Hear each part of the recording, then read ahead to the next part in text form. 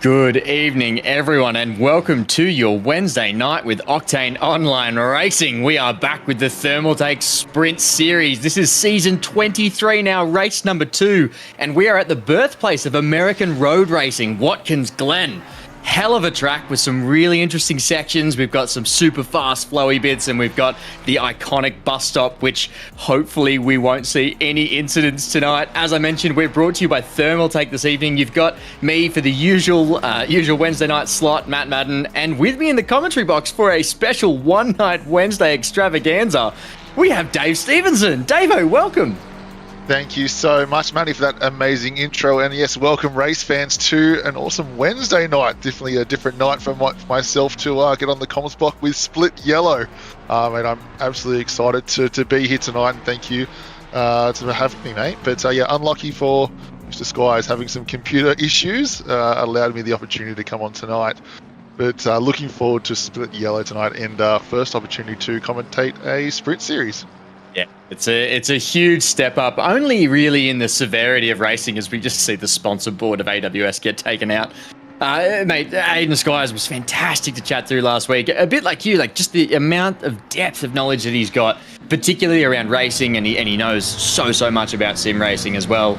If we can get any Fs in the chat, please let us know if Aiden's okay. I think we saw a blue screen coming up earlier today. Poor Aiden in WA, but he'll be watching on, no doubt, from his phone. So, Aiden, thanks for all you do. Shame we can't have you in tonight. We will do our best to carry us through. As we're now in qualifying, Davo, we sort of do a usual where's your head at for the track. Where are you at with Watkins, Glen? I have a very firm take on it. I adore this track, but give me your thoughts. No, it's definitely high on the cards for a lot of these drivers, and I think it just sits a bit mid-pack for me. But what I'm actually looking forward to is, just a stark difference in racetrack that we've had in the first 2 weeks. Going from Paul Ricard, just a ginormously long straight to a wet Watkins Glen. So interested to see how some of these cars, kind of pan out in qualifying, because there's just such a difference in surface and track layout as well. Yeah, for sure. And it's really, I don't want to start the bop waffle too early in the evening, but it's really interesting to see. Normally everyone refers to the Aston as Giga in the wet or incredible in the wet as we watch the Aston of Benny Vincent here. But you'll notice quite a stark difference from how he was performing in the Aston at Bathurst last season to how he is now. And the Aston actually has 22 kilos of boppage at this track. So we're not going to see that insane performance, but one car to keep your eyes on from just my time spent in the practice service this week is actually the Ferrari. It's been performing unbelievably well, and obviously there at the hands of Darth. Unbelievable driver and so quick anyway, but in the wet, it just seems to really be putting it down as we're on board with Paul Britt here. And Britt, he just seems to be just navigating this super well. You can see there's a really consistent dry line forming, and the curbs here aren't too spooky in the wet. It's mainly T1 that's quite a bit spooky, the 90 as it's commonly known as, and then also turns like toe and heel can be a little bit slippy in the wet. But I think it just adds to the drama. We're definitely going to see some cars tangling tonight. Going to be pretty interesting to see who comes out on top, because these wet races don't always favour the fastest drivers within OOR, but rather the most technical. Yeah, you can in chat you can definitely have a guess of which car Matty drives in our Split Series on red, if he's already bashing that the Aston Martin's got too much boppage. But yeah, the Ferrari vacuum cleaner, as we always say, has been class. We've had done a few laps around some Ferraris in the last week. Since this server, or the practice server's been open, and yeah, the Ferraris have been looking very good. So I'm lucky enough to drive a McLaren, and so it's been pretty good. But yeah, with a couple of our friends driving the Ferraris around us, it's been looking quite easy and comfortable to drive. So I'm a little bit jealous of that.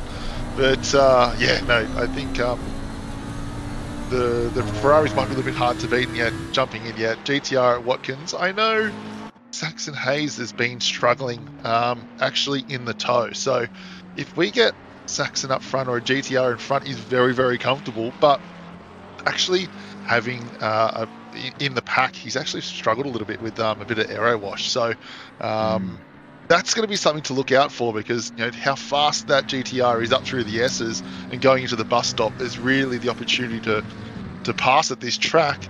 And if Saxon can't quite get up through those S's as efficiently as he can, then it's going to be quite difficult to make some overtakes for him.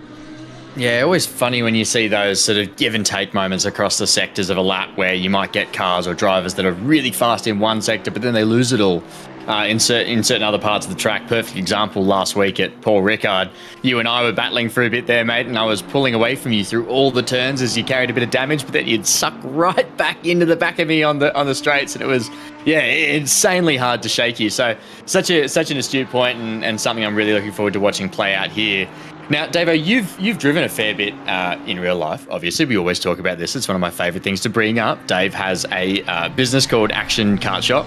You put young kids in the seat of go-karts and get them fast, get them participating and competing everywhere across New South Wales. And you also do some racing yourself. But talk to me about wet racing. I haven't driven a race car in real life. I haven't been lucky. But I want to know what it's like.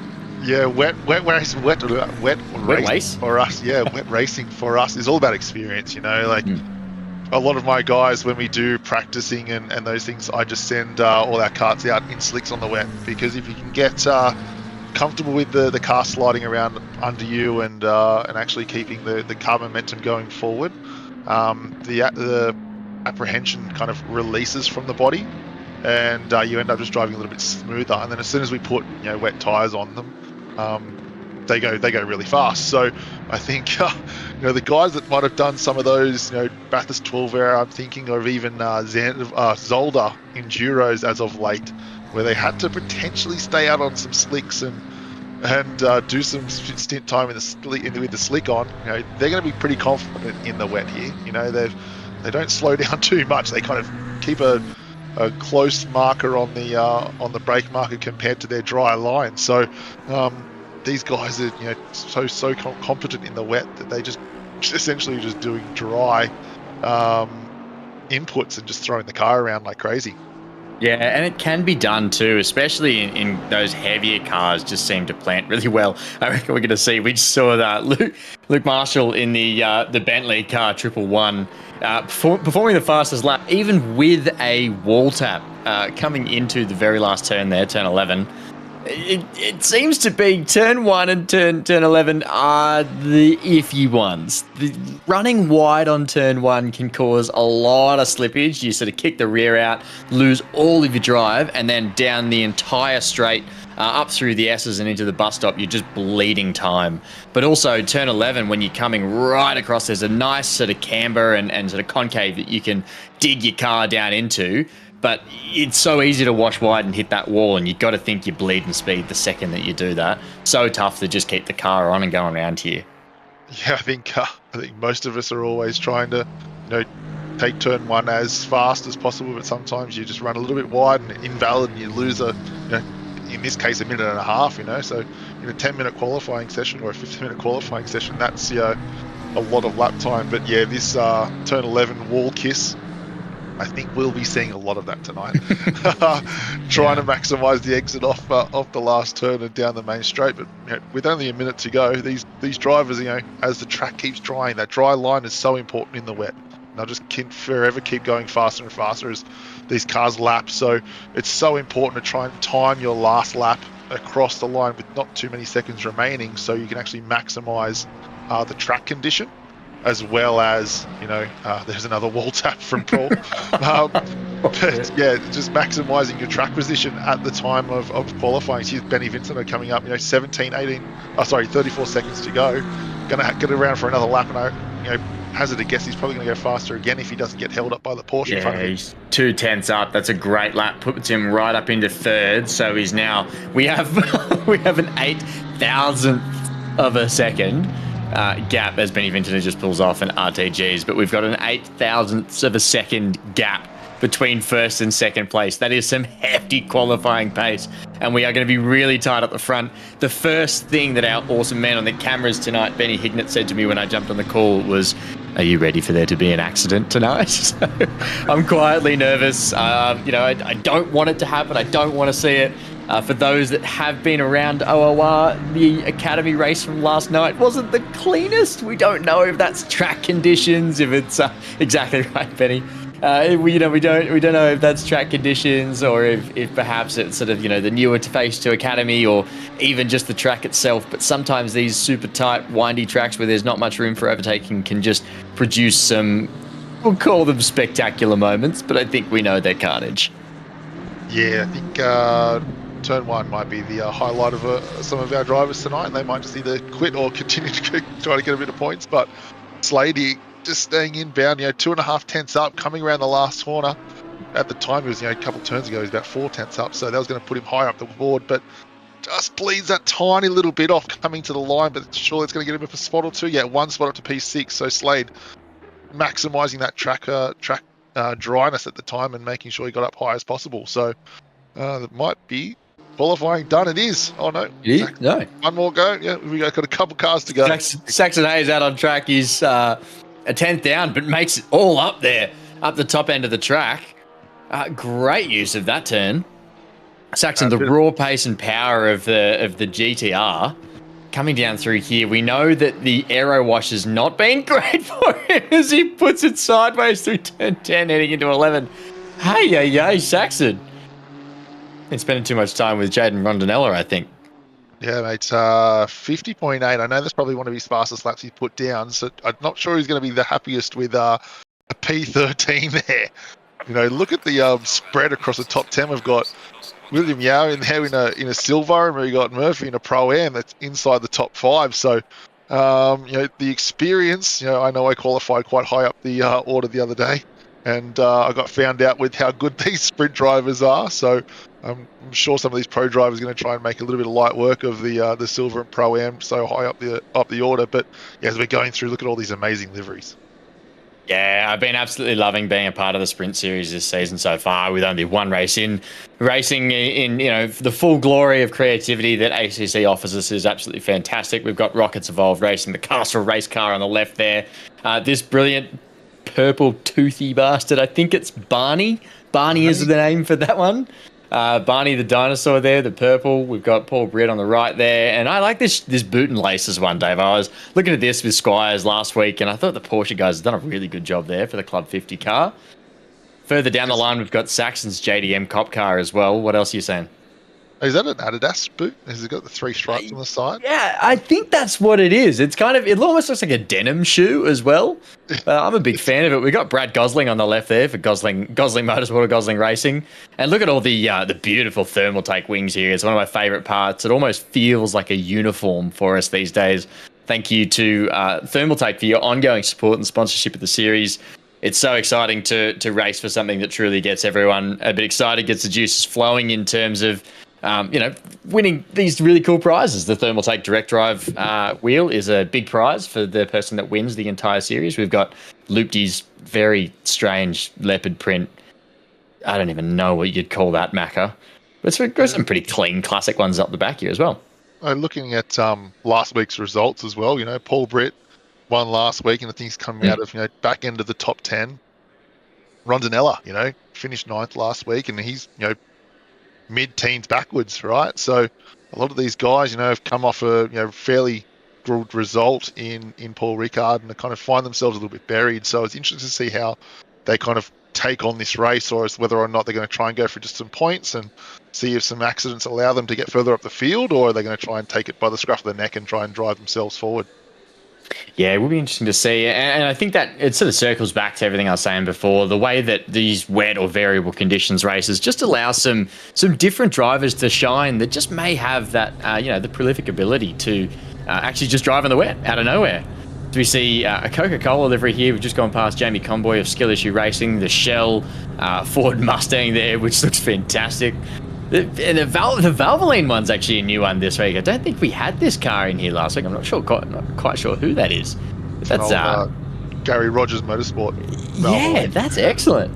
And then we've got Lucas Keys doing a last to first challenge in his GTR labelled with Lexus. Well done. Taco Bell Aston up the back here as well. And then we've got a Lone Little Macca and GTR up the back. Mate, how big is our field tonight? Sorry, I didn't get a chance to have a look at the attendance. I think we've Must be 30 plus. We've got 36 marked in. Not sure how many we've got in the server. We'll get a little bit of a look as we go and kick off our formation lap. We're on board with Harry Murphy here, car 65, the highest pro-am on the grid. Harry Murphy's really, he's killed it. He's killed it. That would have put him, he's at least half a second ahead of Spenceley there on the qualifying times alone. We've also just had it coming in. I'm being informed by Marshy that it's actually KA Motorsport, not Gosling Motorsport. Well, he's put a big Gosling on the front of it. He wants everyone to know.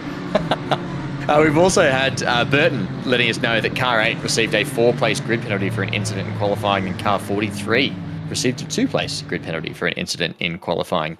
Thank you so much to our alert and aware listeners, backing Davo and I up here in the booth. Feels like we've got a team on board with us, Davo. And I saw those come through, and I'm like, how do they know? I was a bit confused. I'm like, must be looking in the sprint chat. So we should see Lele drop back. Yeah, so Lele's in car 8 and received a 4-place grid penalty. So Burton is on the money there. Qualifying in second has now been dropped back to 6th. Wow. But no, we don't have a payroll to put you on, but if we did, we would. So thank you. Yeah, that is some incredible insight into the incidents that have happened through qualifying. I wonder if don't know if they can see it, if it was actually an on-board issue or it was something maybe rolling over from last week, because I know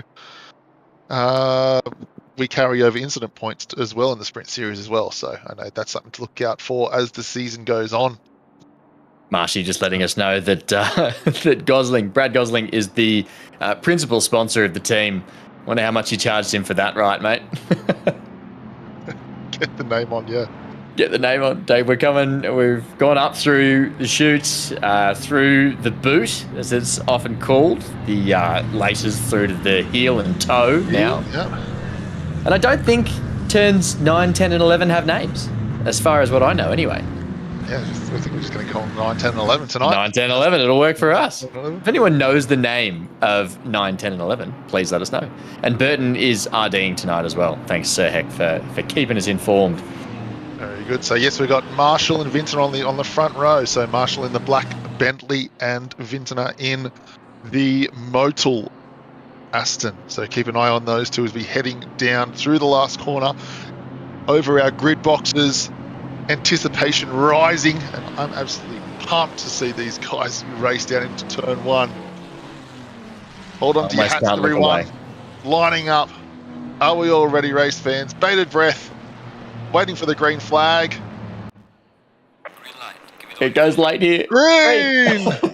Here we go, up through the gears, and it's absolute squalor in the background. But Marshall had a great jump. Vincent trying to hang it around the outside. Marshall's held very well going up through the S's now as we look back through the pack, and they're looking very nice and safe as we go up through the S's, leading onto the straight, heading into the bus stop. Is there any too wide action? Oh, there's a bit of a yellow flag in the background. Safety car is being called. No. Whoa, we've got some big action up the back there. A lot of yellow cars. Safety cars. Yeah, we've got safety car being called. Yes, definitely. Hey, okay, we'll have to get a look at that. I can already see Benny Hignett working on that in the background. Thank you so much on the cameras.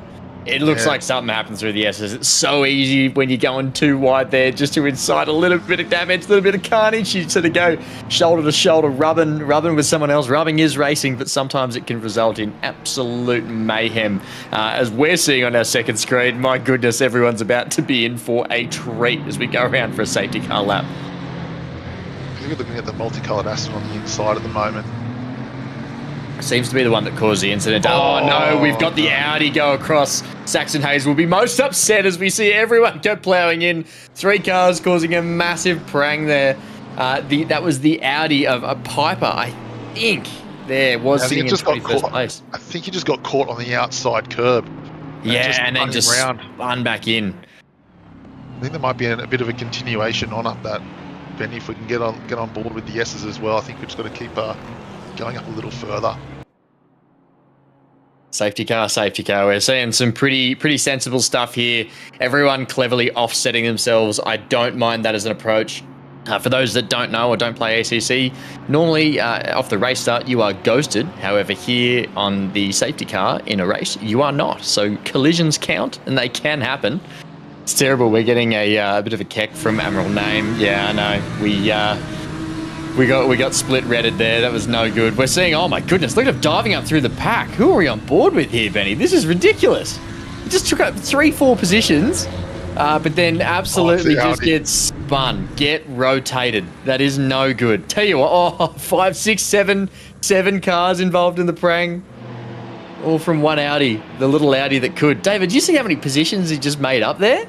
Yeah, it was very exciting until it all went to absolute hell. So Marshall off and racing again. So we're back green flagged. Off we go. And Marshall does an absolute amazing drive off the last corners, put maybe over half a second into Benny V already. Yeah, they're off in the old Boatley. You got to think the Boatley's right at home here in these wet conditions, mate. The Boatley, aka the Bentley, going to be sitting around in these damp track conditions while it continues to rain. This week, all Sprint Series races will be in rain, so we have consistent conditions despite being labelled as variable. And we're going to see, imagine the spray that would be coming up right in front of Lele's face there. It is so hard to see your lines and your braking markers when you're in the cockpit.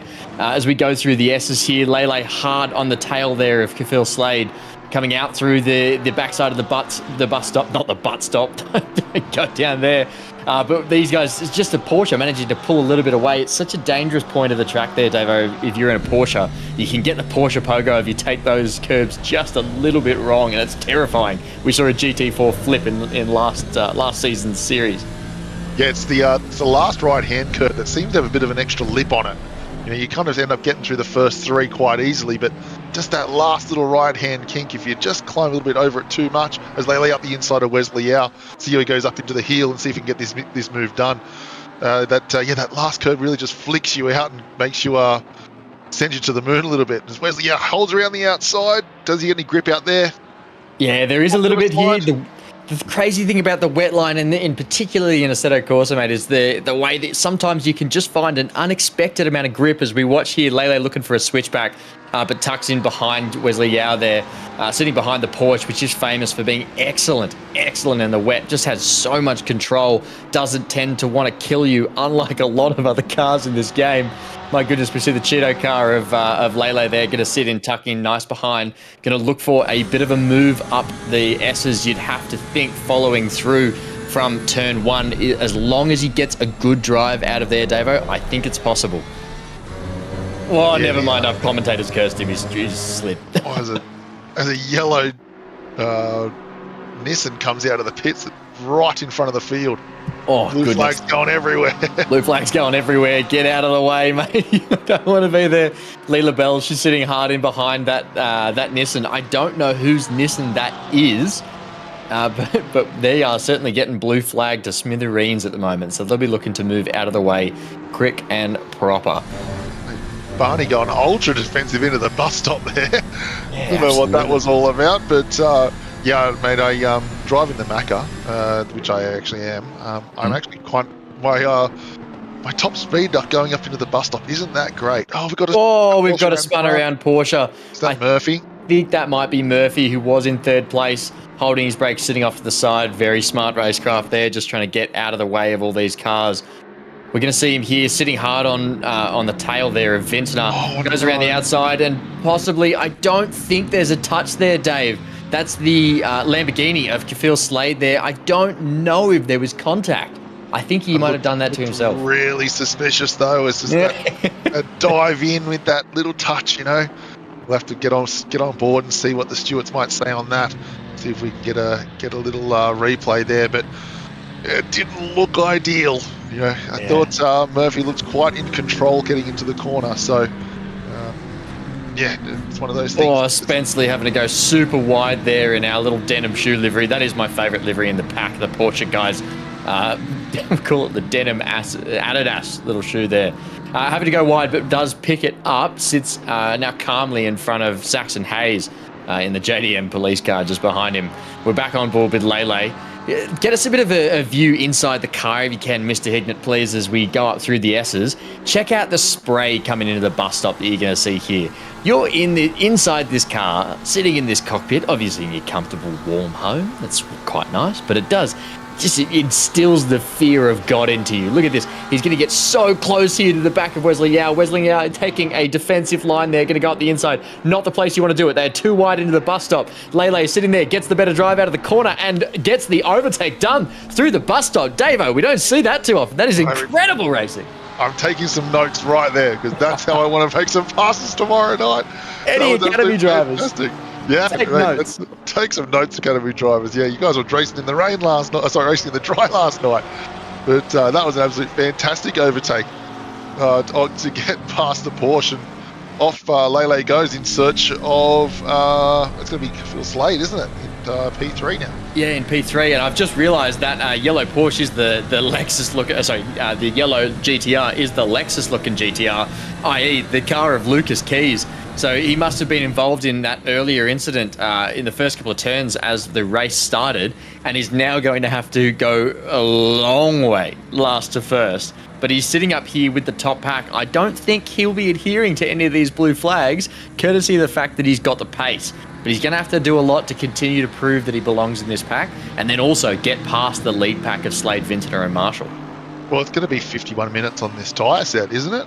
Like, he's surely not going to pit again. He's already probably got his mandatory pit stop done. Yeah, I know. 51 minutes on a set of tyres. Yeah, we can't see what that is as we just get Phil Slade doing a 150.8. It's a very impressive lap as we start to see the dry line begin to form. Whenever you get the chance as well, Benny Hignett on the cams, scroll down and just let us know whether or not Lucas Keys has actually managed to do his mandatory pit stop. Because then we'll be on like Donkey Kong, I reckon. We've seen Lucas Keys is cleared, as well as Conboy, Byrne, Rondinella and Lim. So, Dave, I think this is really going to come down to the wire tonight. Yeah, it's interesting. I'm trying to do some half-hour stints over the past couple of days. There wasn't crazy amounts of drop-off, but I had lots and lots of rain on the road as Paul Britt sneaks up the inside of the McLaren. So holy cow, what a move. And we are too wide with Buscovas and Raupi there in the Ford, but Raupi just manages to sneak through behind Buscovas, just going too wide after. Who made the move there? Was it Paul Britt? Just went up the inside through the Ferrari and didn't belong there, but he thought he just might give it a shot. It was Britt going nice and narrow into the outer loop there, and Raupi just goes, "Thank you very much. I'm going to take that position as well." Yeah, absolutely. Look at this. So we've got Vintner here and we've got Murphy behind. This is yeah, no, you were absolutely right. There was a little bit of unsettled contact there. The good thing is that Murphy didn't actually make contact with any of the walls. So we'll be continuing to race just at the back of the pack. Yeah, he's going to have to make his way back through, sitting P2 in Pro-Ammo in the championship at the moment. He probably won't be very happy because he had a great lead over any other Pro-Am. He was sitting third at the time, so that would have been a fantastic points haul for his championship. But still plenty of race left. Hopefully he can get you see a bit of contact here between the Ferrari of Paul Britt and then it's not Wesley Yao. It's Wesley Yao at the inside. So a little bit of contact there. It's super tough to try and find anywhere to overtake on this track as we just watched Raupi throw it up the inside there with Buscovas losing more positions up behind now as well. We have Lele slow out of turn one. Uh-oh. If anything else, I've just spotted that in the background just there. I saw the Cheetos McLaren slow out of turn one, so whether or not there was an incident there as well. But this is what I was talking about at the start of the race. These pro drivers are just so confident under the brake and throwing the car underneath it. Wesley Yao qualified P5, was up to P4 at the time, and now slowly but surely just dropping back because these pro drivers just don't take any prisoners. They just keep putting that nose in there and making sure they keep going forward. So I'm sure Wesley's got plenty of pace, but just can't get the rhythm and get settled to a proper area just yet. It feels like that's such a big part of wet racing, mate. In particular, when you're in these conditions, you've got to find your rhythm. You've got to get comfortable because nothing feels comfortable. You've got to try and find it. Yeah, here it comes. What happened here? Turn one. Is it on the outside curve? Okay, and just goes. Yeah. Just that outside curve is death. So easy to do. If you hit it with any sort of steering input, going left, right, doesn't matter. It will just throw you into the wall. Actually, terrible outcome. They kind of straddle it. So if you get two tyres on it, it's okay. But if you actually end up being the middle of the car over the peak of the curb, then it tends to unsettle the car a lot. You actually don't have any traction at all, and that's what spins you around a lot that I've found in the McLaren. So going back on board here. What do we see? Oh, God. Some great racing awareness and avoidance there. Oh my God. See, this is exactly what it is. We just see the loose rear end of every single car, whether you're a Porsche, whether you're a Ferrari, whether you're a Lambo or Macca, everyone's struggling on that T1 just to get the power down up and through the S's. We've also got Diabolis coming into the YouTube chat letting us know that the incident bot is down, so we'll bring you the reports live. Thank you so much, mate, for shooting them through. Car number 66, 15-second penalty for a collision under safety car. That is no bueno. That is our King gets the 15-second penalty there. We've also got two big crashes in the early race were deemed as racing incidents, which is pretty fair. There's a lot of carnage going on. Everyone seemed to move on okay, and those that got caught up did already clear their mandatory pit stop. So we'll call that no harm done. Yeah, it was just that Audi spinning out really by himself, and it was kind of a wrong place, wrong time for everyone else, and a bit of unfortunate racing incidents. But we also saw in the last turn there, Joe Spenceley, number 16, had a bit of a spin around the previous lap as well. So he was doing a really good job up the front and just lost a whole bunch of track position too. Had to kind of hold onto the brakes for a long time and let half the field go by. So see if we can get a bit of a highlight just coming up there. Yeah, here it is, Spenceley just coming to the last turn, just on the grass. On the grass, and manages to keep it out of the wall. Fantastic. Out of the outside wall. His nose in the front. It's true. Wall, but I think that was just a little incident by himself.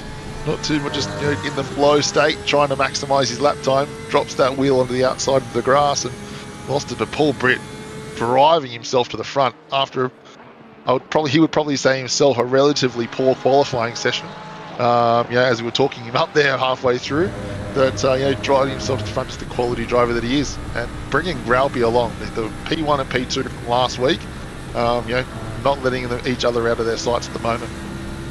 Yeah, you're right. And Layla Bell now sitting up in the top 4 as well, comfortably, just trying to hold on to her position. There's a big gap appearing in front of them now. Paul Bitt just trying to live in her head rent-free, manages to get that shoot through the bus stop as we watch the Ford of Ralpy get awfully close there to the back of Bell. But Paul Britt managing to sneak through. I do think that Lila Bell just conceded that one, let that one through to the keeper, let him go full send up through the bus stop. It's such a confidence piece, mate. We saw this already earlier in another very similar overtaking move from Lele. You do have to just approach that with so much confidence and really hope that the outside driver is just gonna bow out and let you through. Yeah, it's probably a bit of self-preservation. I think if you've got a car on the inside going to the bus stop, I think if your car on the outside, it's like, well, kind of got to concede this one, because really the only option is to go through the grass, and that's not what we're looking for here in OOR. We're trying to look out for each other and have some nice clean racing. And if you've got a poor enough exit through turn 1 and you've got a car on the inside, you've probably got to let that one go and try and fight for another day. Yeah, live to drive another day as we watch Lucas Keys go wide. That can be a track cut if you go with too much pace. So we'll have to wait and see. A little tap of the wall there for Kafil Slade in the Lambo. We're seeing just how much spray is coming up off the back of Benny Vintner's Motul Aston there. So hard to find any kind of space, any kind of rhythm, any kind of push and punch and just, drive when you're sitting that close behind a car in the wet. It's so difficult, and just compile that with all the slippery conditions. That's an absolute nightmare. Yeah, 15 minutes in, we've still got the top 3 or 4. So you can't really count Lucas as a top 4 at the moment, but the top 3, all within a couple of seconds still. So much to play for. It'll be interesting to see when he drives pit and making adjustments to their tire pressures. Obviously, there's more rotating. If the running makes that drive below that one. Have higher tire stretches, if I come up or drop them lower, coming into the race continues. We see a very smooth move there from Rondinella. Loopty just slipping through and past the Audi there. Very clean, very tidy move. We don't mind that. It's not Rondinella, sorry. I don't know who that is in the GTR. I'm used to seeing Rondinella in a GTR recently in Enduro. Yeah, I don't know if it's Jensen or someone in chat will be able to help out in a second. But we've got Rouse here still behind the bell, so not able to cast the Barney horse yet. But I know these two, Britt and Ralphie, have been trying to march their way forward. It'll be interesting to see how they make their way up to the front, because now Paul Britt's got a bit of open air between him and Slade. Yeah, absolutely. Buskovus as well, just managing to hold off Darth at the moment in a bit of McAvee Ferrari action. This is such a good section of track to watch those really high downforce cars actually battle it out. Both of them very, very different to drive, but quite tidy in the way that they handle these downforce-driven tracks. Both very pointy, tip in quite well. We're going to watch them go into turn one together. Basically, they'll just be matching each other for pace at this point in time. I think we got such a long race to go, mate. 42 minutes of this. The beauty of it will be that pit stops will come into play about halfway through, and we're going to see a bit of a change up there. I think everyone will be taking fuel and tyres. It's mandatory, I believe, this week. Yeah, I think it's probably good to do that anyway, right? You don't want to be running a whole 1 hour on these wets. You know, I think there's a massive improvement to have on taking some tyres as well. So, I know all the drivers will be looking at doing that. Absolutely. So yeah, I've just confirmed as well. It is a mandatory pit stop for tyres, which means you are also taking fuel. I think audio was briefly cooked, random Discord audio streaming tings, but I think we're back, possibly. So it only goes for a minute or two, as we've just seen an Audi spun around. It's the same, I think it's Piper off the start again. That is absolutely not the best way to be enjoying your race this evening. Yeah, probably has so much confidence, and just keep pushing the car so hard just to try and get some positions back, because it had such a good start. Just unlucky being turned around on the ripple strip there, really. So not much Piper can do in that situation. Now he's just going to lock in and do the next 40 minutes as best he can. Yeah, to right as we see these cars. We're forming a little bit of a battle pack now with Lucas just sitting there, sort of in P4. He's not technically there. He's a lap down, but he's already cleared his mandatory pit stop. So we're seeing them tail nice and close here. We're going to see this little moment here between. We've got just a nice little nudge there from the green Ferrari of Darth on the back of the McLaren from Buskovus. Mate, it's interesting to see what Lucas is going to be doing here, because obviously he's still trying to feel like he's in this race. Haven't had that early pit stop, and just whether or not he's going to try and get through these two as quickly as he can and let them keep racing, because he's sat there for 2 or 3 laps as he goes past Slade right now. But just to see him sit there for so long behind these two, and now he's kind of split them up, and I'm sure Benny V's probably going to let him go relatively soon as well, and he might have a little bit of reprieve from Kafil. Yeah, it was the Audi of Daryl Lim as well that we just lost there. Breno just confirming it for us in chat. F's in the chat for Daryl, poor bloke. But yeah, no, it's funny because I think Lucas Keys has quite a lot of racecraft, actually. And I remember, if I can go back to our Academy Endurance, we actually had a moment where Benny Vinch and I were sort of stuck behind the battling pack of yourself, and I can't remember who the guy you were battling was, but we were sort of sitting there, and Lucas Keys actually flicked us a message thanking us for being a lapped car with faster pace at that point in time, because we're on fresher tyres and not going through. So I think he's got quite a bit of respect for, just racing cleanly and not interrupting battles that he doesn't necessarily have a role in. Don't get me wrong, if he thinks there's a gap that's going to open, I think he'll take it. But he's going to quite happily sit just up the back, stay a little bit out of it, but look for any opportunities that he can get, because he's got to be thinking as soon as I can get through that pack, of Slade and Vintner, he'll be looking for a way to catch up to Marshall and then go beyond. Yeah, so we see Darth go really wide there in the Ferrari. Very easy to do. Possibly testing the limits now of the tyres and the track, thinking that maybe he can get away with a lift rather than a 20% brake tap. Possibly not quite yet, Darth. Keep going. He must have some serious pace in that car right now, because it wasn't that long ago. We're on board with Lucas Marshall. Oh, we're going to see. Oh! Very, very attentive watching there from our man on the cameras. Benny Hignett, that is a good catch, not just from you, but also from Lucas Marshall. That's incredible. Yeah, that's what I was talking about before, where just the car straddles the curb a little bit and just goes all light all of a sudden. So that's why we had an incident in lap 1. Saxon, he's trying to go around the outside, just got bumped on the outside. Might not be the position to be in. No, I really don't think so. Dival is just confirming as well, car 23 will be getting a 15-second penalty for a collision on lap 9 earlier this race. Yeah, I think that's going to be what we saw early on, wasn't it? No? Yeah. That was, I reckon that was the tailing little piece between Paul Britt earlier. We got Chris here as well, still sitting hard on the tail of Buskovus. These guys are pretty well matched for pace. Oh, we've also just got Atanayake letting us know 3 minutes of damage for that racing incident earlier. No good, mate. So sorry to hear. That is very, very unlucky getting tangled up in that one. Get back in the car and keep driving if you can. Got Lucas Keys now sitting on the back of Vintner. He's made the pass on Kafil Slade. Got to think Slade might have just got got the poops with him sitting behind and has led him through. Wonder whether or not Vintner's going to do the same. Benny Vintner, a fiend for wet racing, bashing that left quarter panel again on the wall. Lucas Keys going to look for a move down the inside. Benny Vintner not wanting to concede a position, but also just wanting to possibly let Lucas Keys go.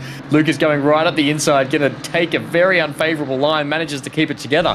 Very, very classy racing from these two incredibly fast gentlemen. What a move from Lucas Keys, and great not to lose any time, if much at all, from Benny Vintner.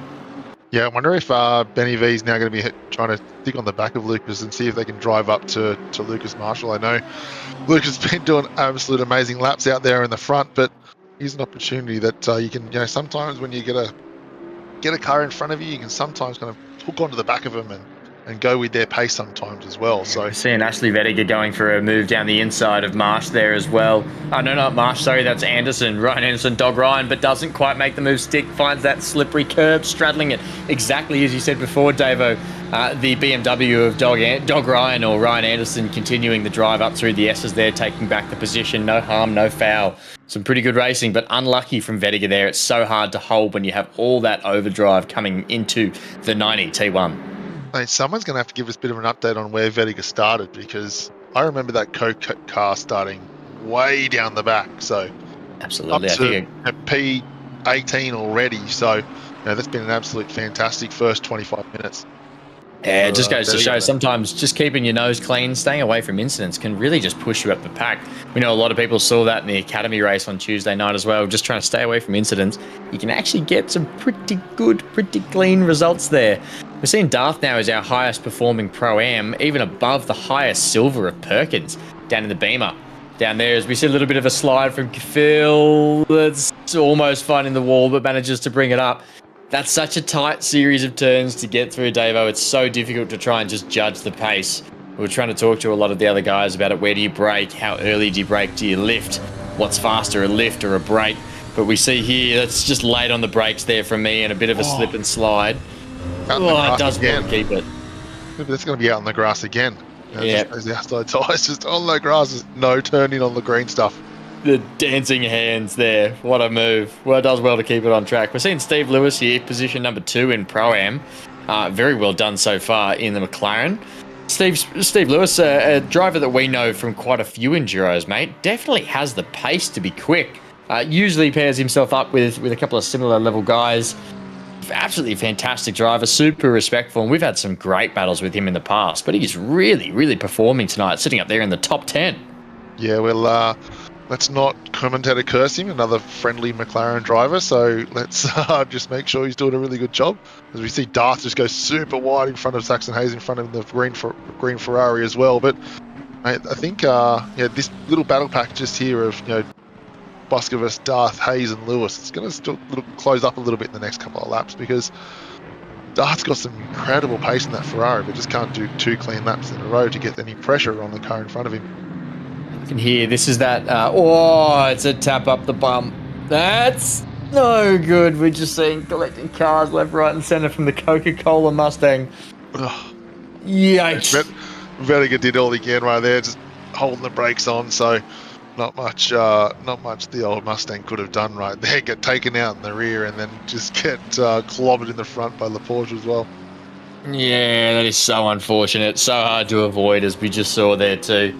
Once that slide starts, particularly in the wet, there is no catching it unless you have the dancing hands of someone like Chris Duff, who we managed to see catch a slide on turn 11 there, as well as he takes it much more better this time Mate, around. Steve Lewis in the background. I was just about to mention we're starting to come into the period where a little bit of undercut might come into play. You know, some new tyres, a little bit lighter fuel, might come in handy in the next couple of minutes. So interesting to see how the next 10 minutes unfolds. Obviously, everyone's probably going to try and do a bit of a 50-50 strategy here when it comes to fueling and tyres. But sometimes if you can get in there early and get out in a bit of clean air and not be stuck in so much spray, that you might be able to actually make up a few positions, as Lewis was behind Hayes and Darth at the time.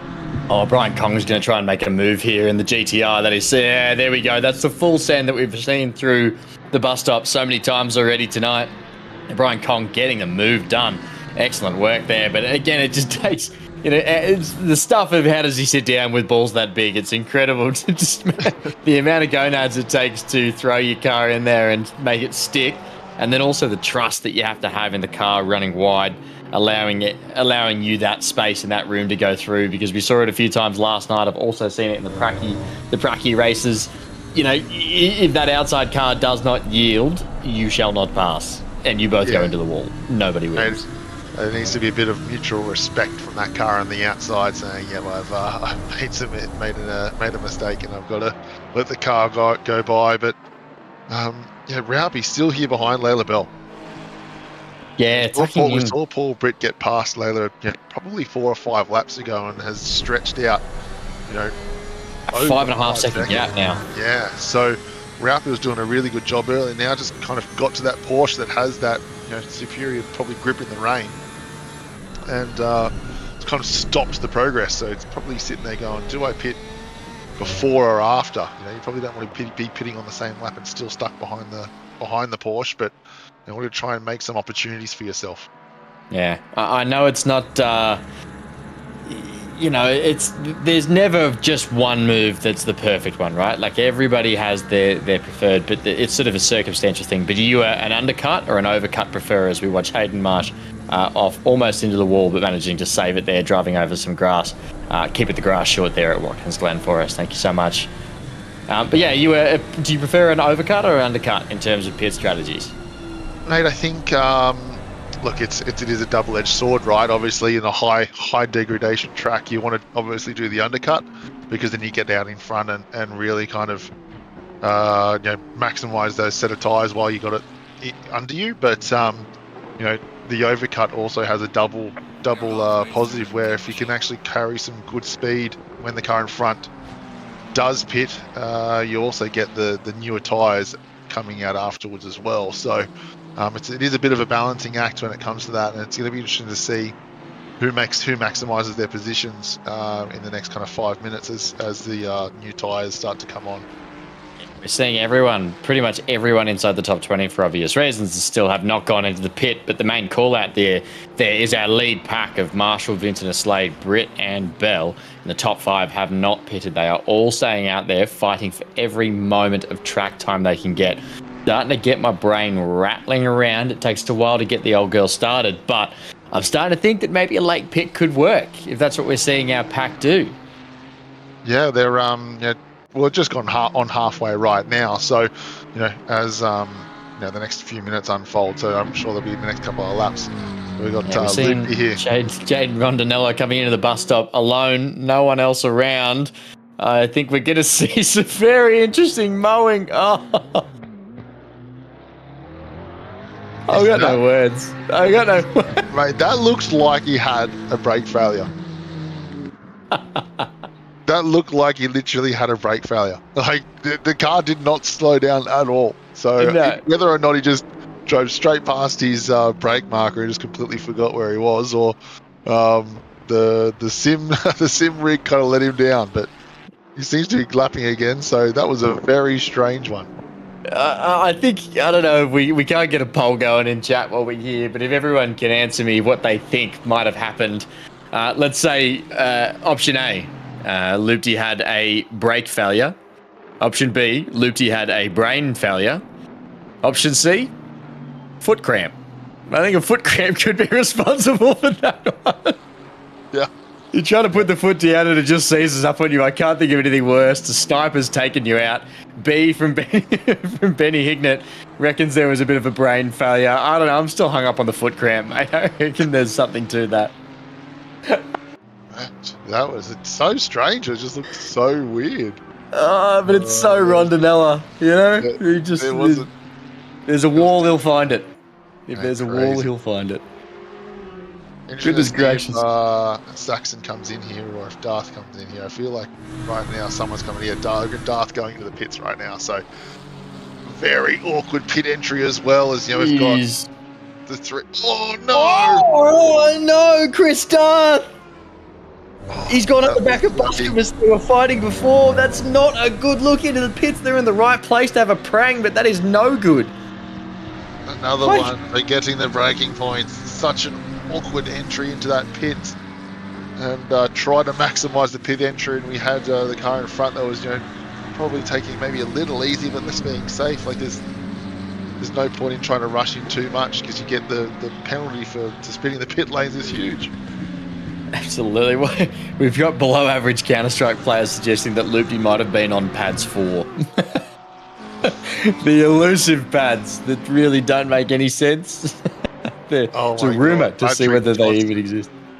He was on slicks. Oh, you're kidding. Oh, thank you for letting us know, Pat. It's hilarious. I'm going to check my pit strategy right now as soon as this race is over. Because I can always guarantee you mine's not wet. How did he... Yeah, I guarantee you mine's not. I need to fix that. But how did he not... He would have gone through the entire S's. Dig Dog, stop, go 30. Yikes. Here it is. This is... Yeah. Oh, it's just way too quick. Nowhere to go. Actually, no, I would say... He's probably going all right. Yeah, he's probably going all right. It's actually Buscovus that's gone in too slow, I think. Yeah, it's probably just going safe into it, It's still on the driver behind to recognise that overspeed. Shell Mustang pointed into the wall inside turn 1. I think it's... It might be Kranich or Prakash Armstrong in the Mustang there. Gone sideways. We're going to get a look in here. This is an exit. We're coming out. Double yellow. And... Oh! Okay. Rondinella, I think that's the point that he realised it was the slicks. Accident in pit lane is a stop-go 30. Yeah. So that's a pretty hectic little way to get a penalty. We're going to see him here. Lupti probably panicking at this point, but maybe not wondering. Yeah, mow the lawns, into the wall. Wish I put wets on. Ouch. No good. And he's still got a whole lap to ferret his way around after that. And the contact with Darth, that's really going to hurt him because he was the lead pro-am at the time and doing such a good job. So that goes from a P1 in class to a P last in class almost, That'll do it.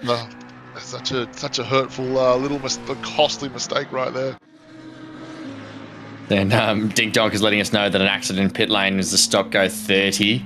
That's going to hurt some feelings there. We see Buscovus taking the blame for that one, actually, I've just seen, because he was going too slow, I'd say, into pit lane. Interesting. That's a tough one to work out from the steward's box, I think. We're going to assume that that's what it's for. I can't see the car of Darth on there that caused the knock. So we can't see any other penalties. I think that one's going to stand. It's such a tough one. Darth not copping any penalties for that, but, being able to move on, carry on with the race, survives. It's okay. We've got Lucas Keys now sitting in 22nd place. Got a lot of work ahead of him, but now is the prime time to get all the moves done. We're seeing Steve Lewis going around the outside back there. Who's that he's just overtaken? Is that a Mustang or is that a Beamer? It's a BMW. I think it's a Beamer. Yeah, that's Perkins. No. Yep. No, Perkins is back there. No. Why is it Dave and I are catching up. We're getting there. Might be convoy in the Nissan as well. There's just too much going on right now. I think I wanted to get back to Ralphie got past Bell, so that's an overcut. moments. It was Bell pitted before Ralphie, I believe. So there's a bit of an overcut for you in getting that track position. Lucas Marshall, our race leader, leaving the pits. Benny Vincent is still out there on a 19-lap hot streak. 22 minutes left in this race. Paul Britt also in the pits now too, as well as Sakanias as well. George Sakanias in the pits clearing his mandatory stop. Will be coming out probably in the top, I reckon top 15 by the looks of it. We see Ralphie managing to hold that one out as we go bowling at Watkins Glen. Dave, when was the last time you went bowling? I actually went with my daughters maybe a month or so ago. It was absolutely fantastic. I bought the 2-game special, and my 7-year-old and 3-year-old lasted about 5 ends. And then I was like, all right, let's go play some ticket games. They were more interested in, Oh, it's a big wall knock there in the Nissan. Oi. The bowling game didn't last very long. Such a tough part of going with kids, I guess. But, you know, we have the brilliance of the fact that many bowling alleys actually have alcohol now, which makes them far easier to entertain for far longer. We do like that. Yeah, so if only it was easier to get them to drive home. But, Benny V in the pit. So it'd be interesting to see, because they were about 3 seconds behind Marshall at going in. So it'd be interesting to see what the gap is when they come out. So I think the guys going a little longer might have had a little bit more of an advantage, because sometimes coming out of the pits, it's a little bit hard to get back into the flow of things. So we've got Lucas Marshall coming around 9:10. It'll be interesting to see how this gap unfolds.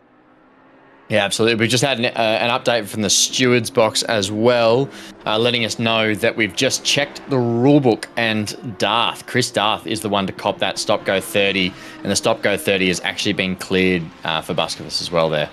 Yeah, I think that's the correct way. Yeah. Kamara's given us a lol in chat. Oh no, it's a bit of a... We're seeing a lot of things at the moment, Kamara.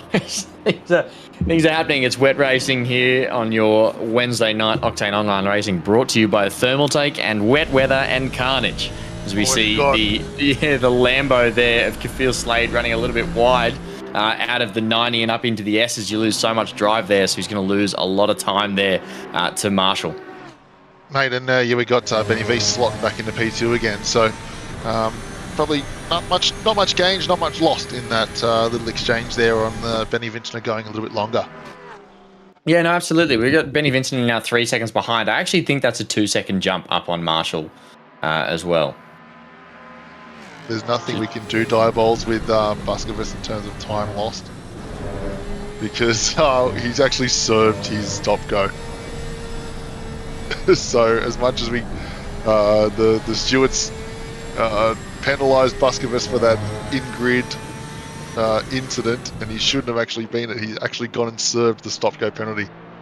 So there's not much we can do right now, as Diebol said. So harsh. Give the entire field a stop-go 30, level it out, I say. No one will find that contentious.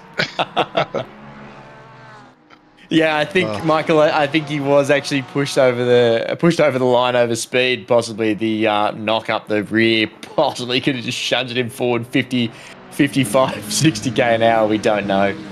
Such a tough one to call. Oh no, Dave. We've seen this Audi so many times. This is Daryl Lim again, I think. Oh, finding the grass again. Just the guy just pushing the limits so hard. Just rather than going along the white line and giving yourself a little bit of space, just pushing that corner entry so hard. Yeah, you don't have to go that wide. Yeah, I know there's a little extra apron there along the side of the main straight, but it does run out sooner or later. Below average Counter-Strike player asking for a Strike bowling sponsorship. When? Oh. I'd take that. OOR goes bowling. Would anyone watch the stream of that? I don't think anyone needs. Surely there's a pro bowler in here as well. I actually. 300. Sure. I feel like the likelihood of someone being a professional bowler in this league is high. Not only are there a lot of people involved in OOR, but I just feel like we're the right kind of cohort that would support talent of that level.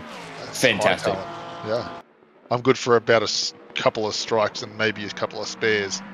I'm lucky to. I'll tell you what, I think last time, I usually break the 100, right? It's a bit like, I don't know if anyone out there is a golfer. It's kind of like the equivalent of getting 30 Stableford points or over. You've showed up. You've done okay. I feel like in bowling, as long as you clear 3 figures, you've survived.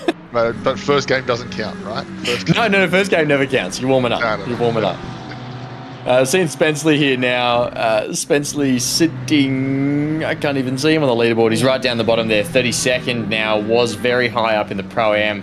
Now has Lucas Keys on his tail. Lucas looking for a way around. Spenceley letting him through as a blue flagger, but also just out of his own safety.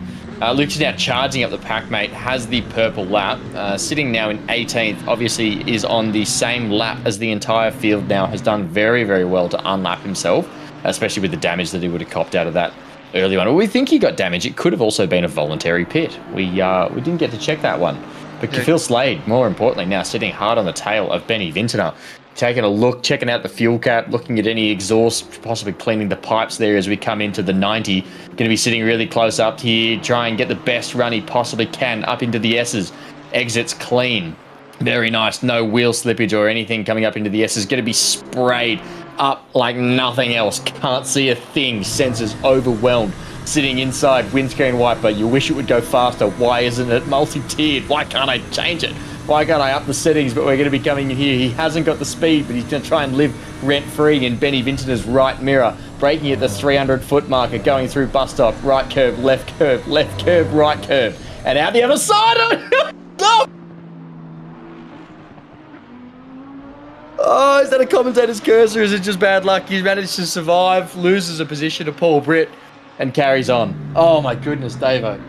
Hey, that's exactly what I was talking about early on. That last right-hand curve's just got a little lip on it. It just sends the car skyward. And Phil Slate's just hit it and somehow saved himself from having a monster incident and only lost a couple of seconds. He might have a little bit of damage. Not sure if there was any wall tapping, but mate, he was all over the back end of Benny Vintner trying to line him up for a pass, and all of a sudden it's all gone astray and he's found himself facing a blue barrier. Gets worse, Davo. He's got to drive through. I think that counts as a track cut. That's insanely rude, as we see here. The track cut has to be that last curve, or it could have been... I think it's here. Yeah, that's going to be a track cut, and he's technically sort of maybe gained time there. Oh, it's so unfortunate. You got to feel for him. Was it maybe on the way in? Because he took a lot of curve on the way in as well. So yeah. And I'll tell you what, just a bit of a surprise for us, Davo. Jamie Conboy wasn't able to make the race last week, but is racing tonight against all the odds, and he's actually pulling a top 10.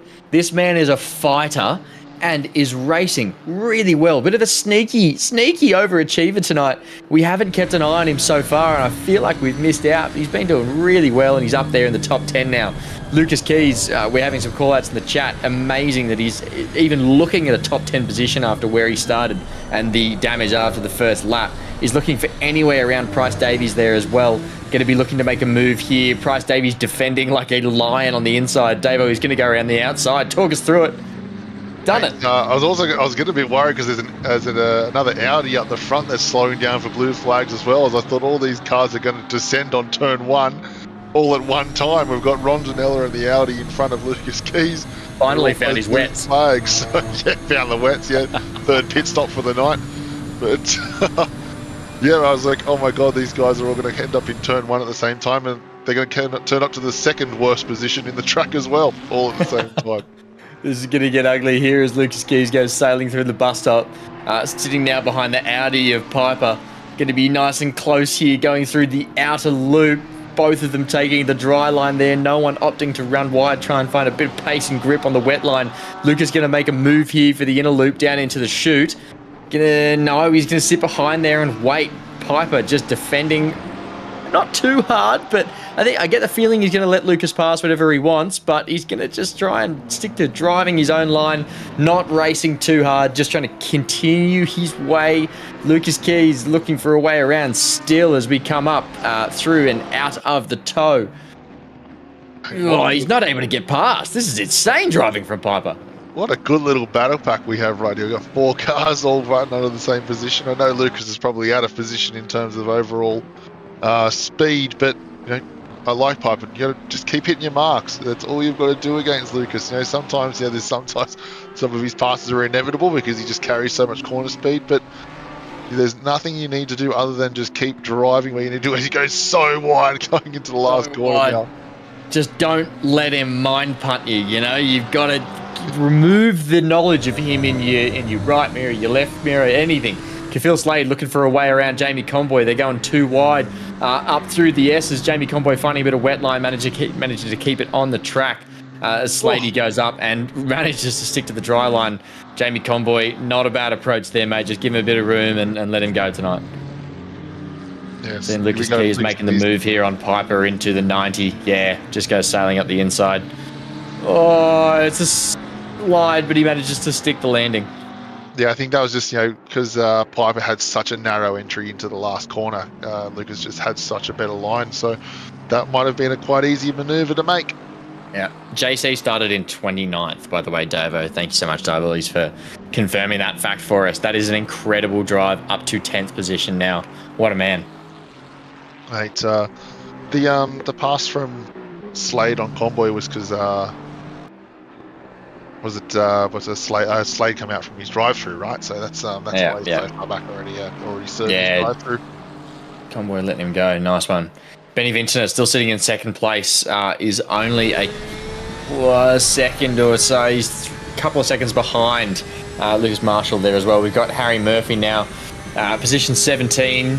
Had a couple of incidents tonight in his Porsche, but sitting in the Pro-Am. Not doing too bad overall, but I don't think you'd be too happy with where he's sitting at the moment, fighting for every position. Got to watch the grass there as well on the outside. We're seeing so many people clip it, Davo. Stay away from the grass, guys. Hey, the black stuff's where the grip is. Not the green stuff. Oh. I can't believe how many representing Milk Racing Team. Yeah. Austin McNeil from Milk Racing Team currently living large in New Zealand. Don't know if he's watching tonight. He's probably got a few things on, but g'day to you, Austin. We've got Milk Racing Team on the screen representing it for you this week. But he's running super wide there. It's still likely valid. Lucas Marshall now 2.8 seconds ahead of Benny Vincent. Keep an eye on that gap, Davo. We've got to figure out if Benny Vincent is closing in or not with 10 minutes left in this race. After the pit stops, I believe it was 2.6, but obviously this is going to be kind of 3 or 4 laps after that. So whether it's been affected by some lap traffic, but this is the car that I think has the greatest chance of actually catching Lucas Marshall. Paul's been just silently assassinating, doing great lap times and catching back up. So we've got a little bit of a yellow flag down in the 90 of turn 1, so watch out anyone going down there at the moment. But Paul Britt just doing such a class drive. Qualified, I think it might have been 6th or 7th. So staying out of that trouble and making sure that we've got a bit of a race on our hands with 9 minutes to go. Speaking of a race on our hands, mate, we've got a bit of a battle between Piper, Bryce Davies and Murphy as well. Little battle pack, all fighting for the position number 15. Whoa, we've just seen a Porsche go off in the background. Every time we look, everywhere we go, we're going too wide as well. Murphy looking for a way up the inside. That's not a great place to do an overtake, especially when you've got to turn right. You've gone left. Buy that man an Atlas. We went so deep into that corner. I mean, I get it, trying to get the overtake done as we see the Aston here. Oh, we've got a collision as well. Everybody just keep driving. Oh, that's entirely on the Aston there. I think just wasn't moving in enough. It's such a tough one to call. We try and stay away from the decisions here in the commentary box. Leave it up to the steward. Diabetes, I think you'll be weighing in on all of those for us shortly. Stewards are getting busy with 9 minutes to go, mate. Yeah, that's a very interesting one. The car on the outside turning into the car on the inside. So it'll be interesting to see what the stewards come away with their decision with that, because that's a very interesting one.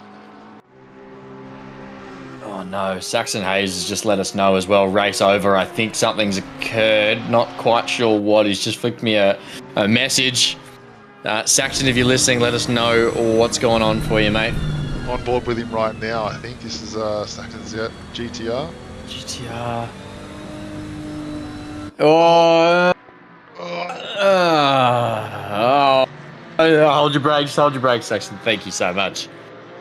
Oh, Saxon. No good, man. Unlucky. At least we can't blame it on the wash. So good. Yeah. Holy cow, we're seeing cars come flying up towards him, but I think we avoided more carnage, which is good.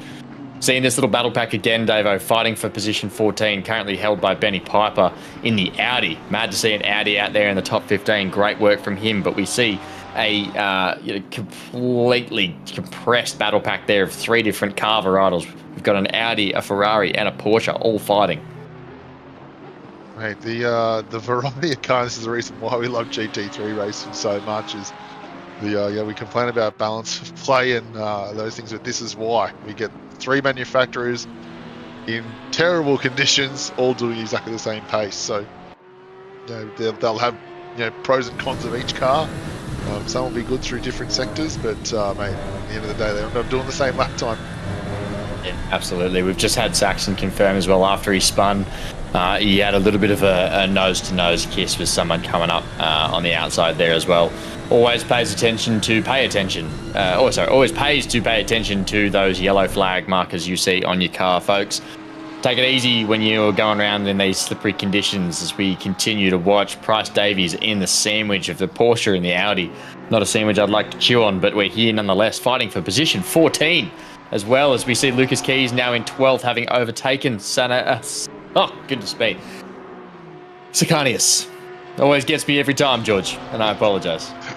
Sorry, George.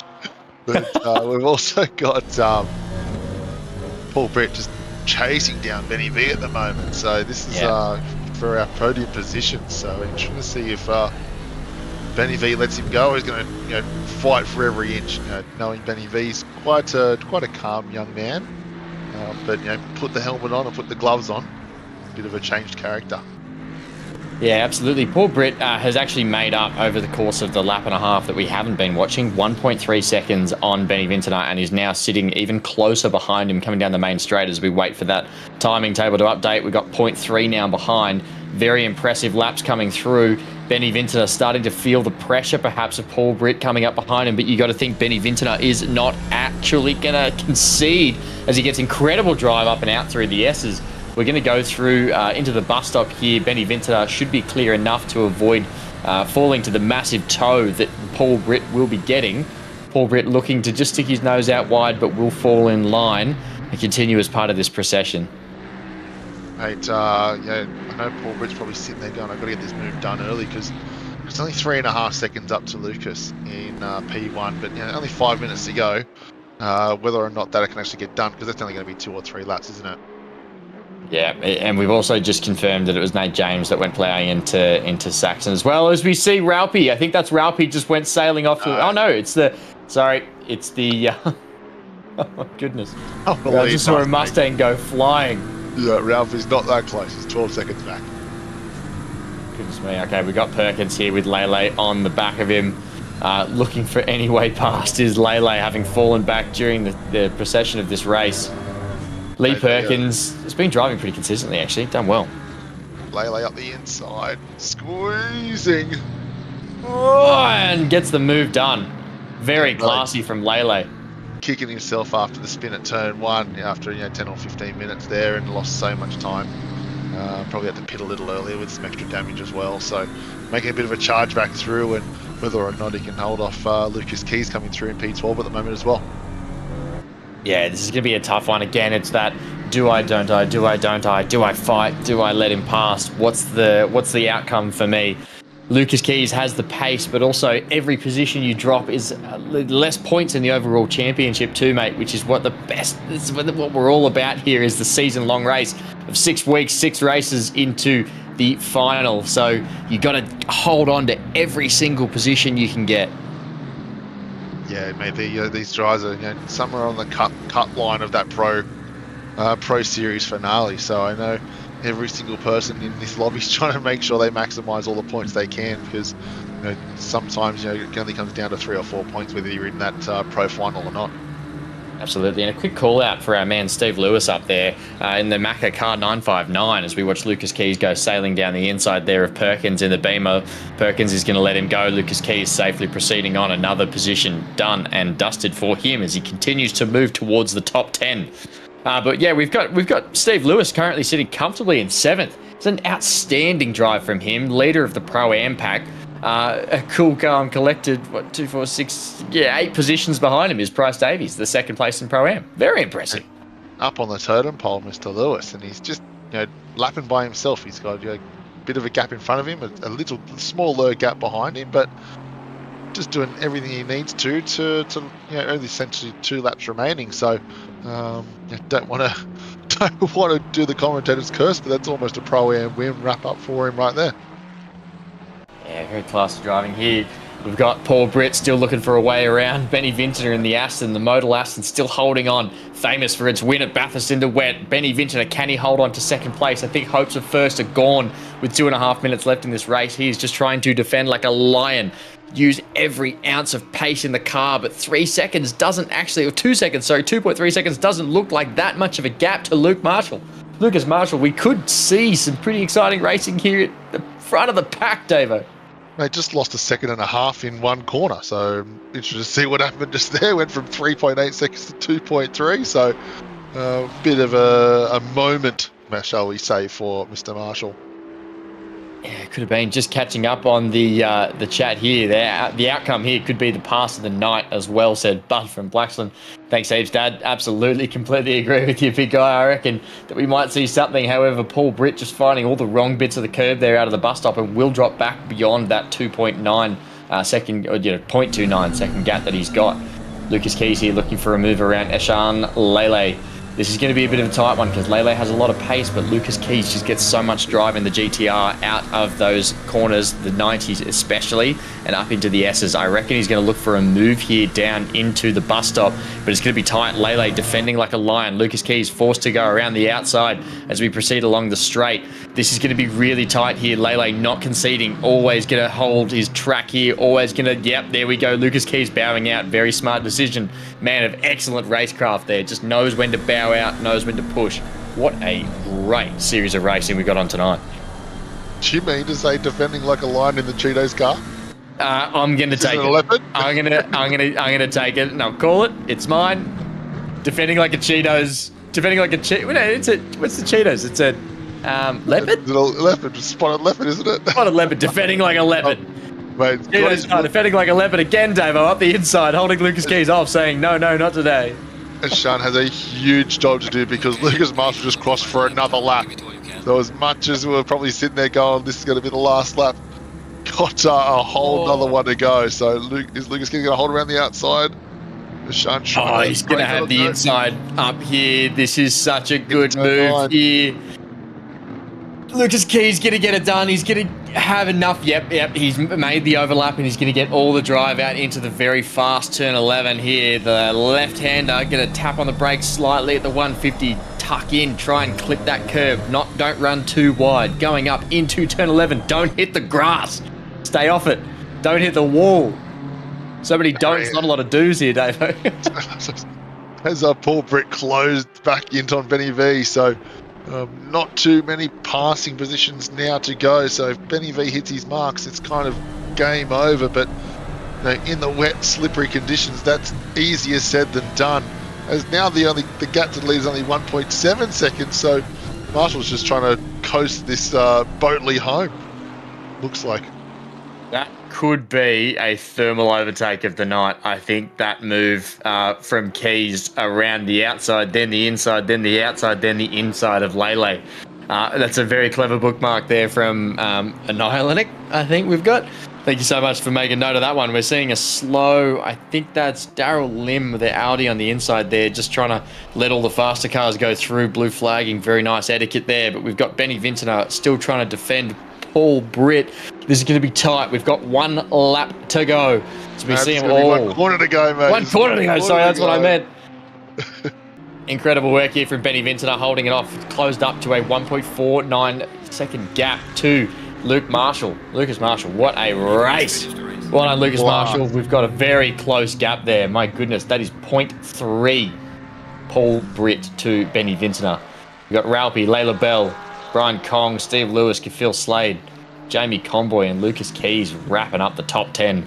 Someone made a claim earlier in the night that Lucas Keys was going to push to the top 10, and he's just done it. Kamaris, I think. Well done. Mate, shout out to Mr. Lewis. Pro-Am top 10. Crispy for pro. I've just seen Craig Dale put in the chat. Someone send Steve Lewis up there. He's too good for Pro-Am. Mate, that is absolutely a fantastic drive in the wet there. As we've still got Perkins coming around. Has Perkins finished that? No, Perkins. Yep, Keys, Lele. It's going to be lead, silver across the line just there. The BMW comes across. Tight 1 second between the top two for silver, followed by Piper, Price Davies, Murphy, Zach Jensen. Bit of a gap then to Prakash Armstrong. Ryan Anderson as well coming up now around. No, Luke did there. Somewhere in the middle of it all. He's a couple of laps down, but he's just crossed the line. Well done, Jaden Rondinella. Mate, what I was going to say is that's going to pump Mr. Lewis, Steve Lewis, up a long way in the overall standings. Yeah, for sure. He was 25, 26 points behind Zach Jensen, and Zach's only just gone,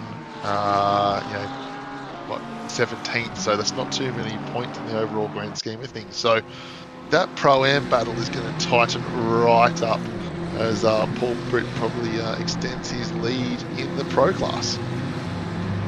Whoa, hey guys, careful on the stream there. Just see some cars colliding in their celebratory donuts. We saw Jaden Rondinella doing some slides as well. Maybe he's put the slicks back on, Davo. What a race. This is just way too much action to keep track of at the end there. Apparently as well, Steve Lewis had full damage, or some full damage from the, damage for the full race. Let me say that again. Wow. After contact under the safety car. So incredible. That's incredible. To think that we got through turn one pretty unscathed, and then between turn one and turn two, we had an absolute cluster. To end up with such a quality race and some great overtaking as well. Shout out to Split Yellow for putting on an amazing show. Yeah, absolutely. We'll go through the classes for you now. Our top three in pro. Lucas Marshall, Benny Vintner, and Paul Britt. Incredible work over to silver as our man on the cams just slides us over. We've got Perkins, Sakanius, and Piper up the top there. Benny Piper doing a really good job to hold it in third in the Audi there. Pro-Am, Steve Lewis, my driver of the night, Davo. Absolutely incredible stint from him, particularly with the damage that he was carrying. And then followed up there by Price Davies and Murphy. Mate, it has to be unanimous driver of the night, Mr. Lewis. So that was fantastic. And a little, I just wanted to do a bit of a quick little shout out to Mr. Conboy as well. Yeah, absolutely. Mr. 29th Conboy. Up into the top. Was it top 10? Did he finish top 10? Top 10. Outside. So, JC, absolute fantastic drive tonight.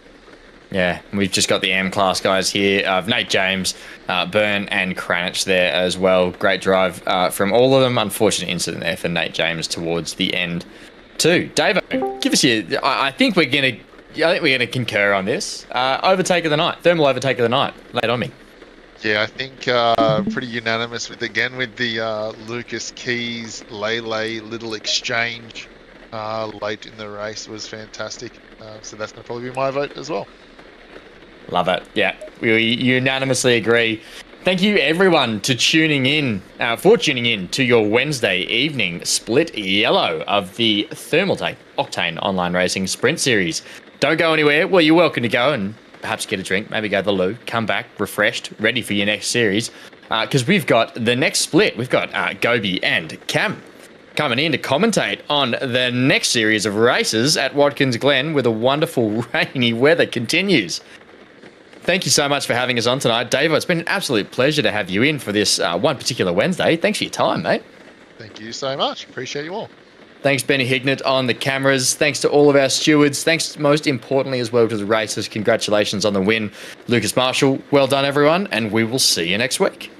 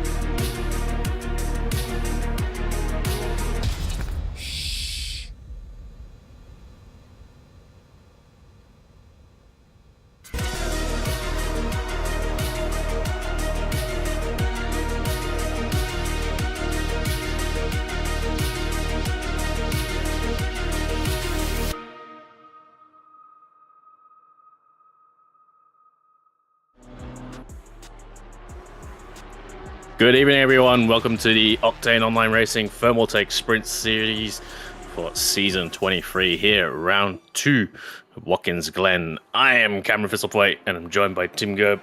And obviously, we still got Ben Hignett on the cams as well. Thank you to Dave and Matt for the yellow calling. Tim, how are things? Great. I'm excited to go racing at the Glen. Unfortunately, or fortunately for some people, it is very wet out here, and we have seen a couple drivers go bowling. It's split yellow, so let's see what these guys here in split green can do. Yep, the heavens are parted, and we are here for a deeply wet round as well here at Watkins Glen. There's quite a few things that went wrong. Sadly, in split yellow, there's quite a few deaths. Not even all at the start. It takes a few, even in the second half of the race, as as the concentration starts to fade a little bit, as everyone gets a little bit tired after a few minutes of racing. We're here for 1 hour of racing, and obviously qualifying is underway right now. But gonna expect rain throughout this whole round as well as fixed weather. But we're seeing Jacob Maggs now in the 86 Ferrari, the Kmart colours. He just dips a wheel into the grass coming into the second to last corner. And then finally, this last corner to start, probably another flying lap, but also give us a reference on the board. We're obviously expecting Philippa Bakita to be up the pointy end in this split. But it's never going to be easy, isn't it? Jacob Maggs puts in a 51.195. I believe Pole was either a low 50s or a high 49s, as Bakita puts down a 51.1 as well. Tim, what's your opinions on Watkins Glen as a track? I enjoyed in the dry.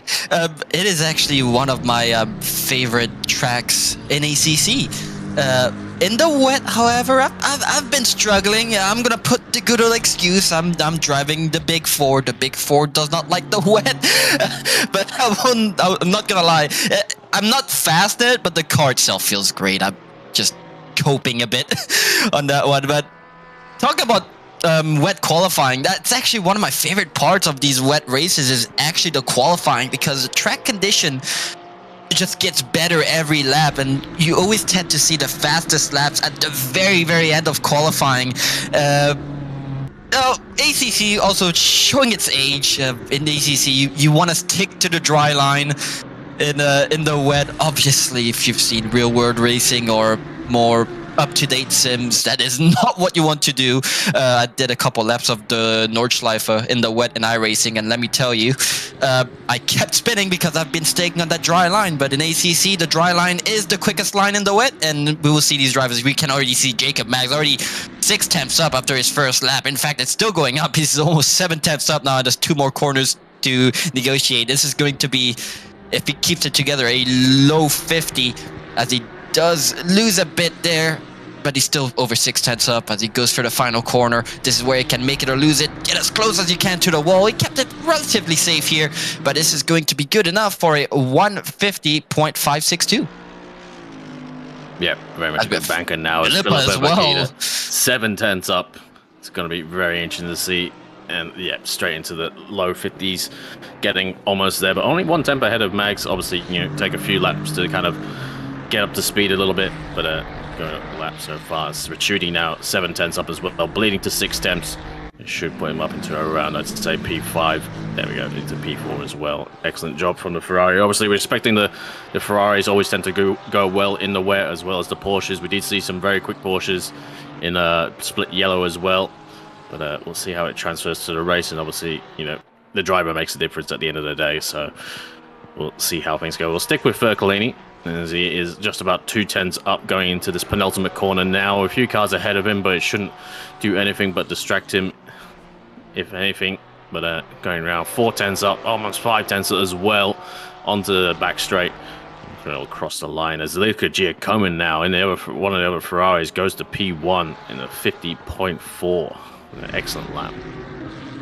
These drivers up front, I think the top 10 is all within a second of each other, so that's always good to see.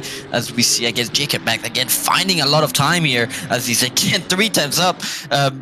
will we see a 49 this quali session? We are not sure, as Giacomin does go back into the pits. I'm wondering if they've decided that's good enough for qualifying. Unfortunately for Jacob Maggs, he has lost a lot of time here. Around turn 9, if I dare say so. Yeah, that was turn 9. It goes around the final corner now. Still 3 tenths up, but he knows he's got the time in him. As we did see a little glimpse of a yellow flag there.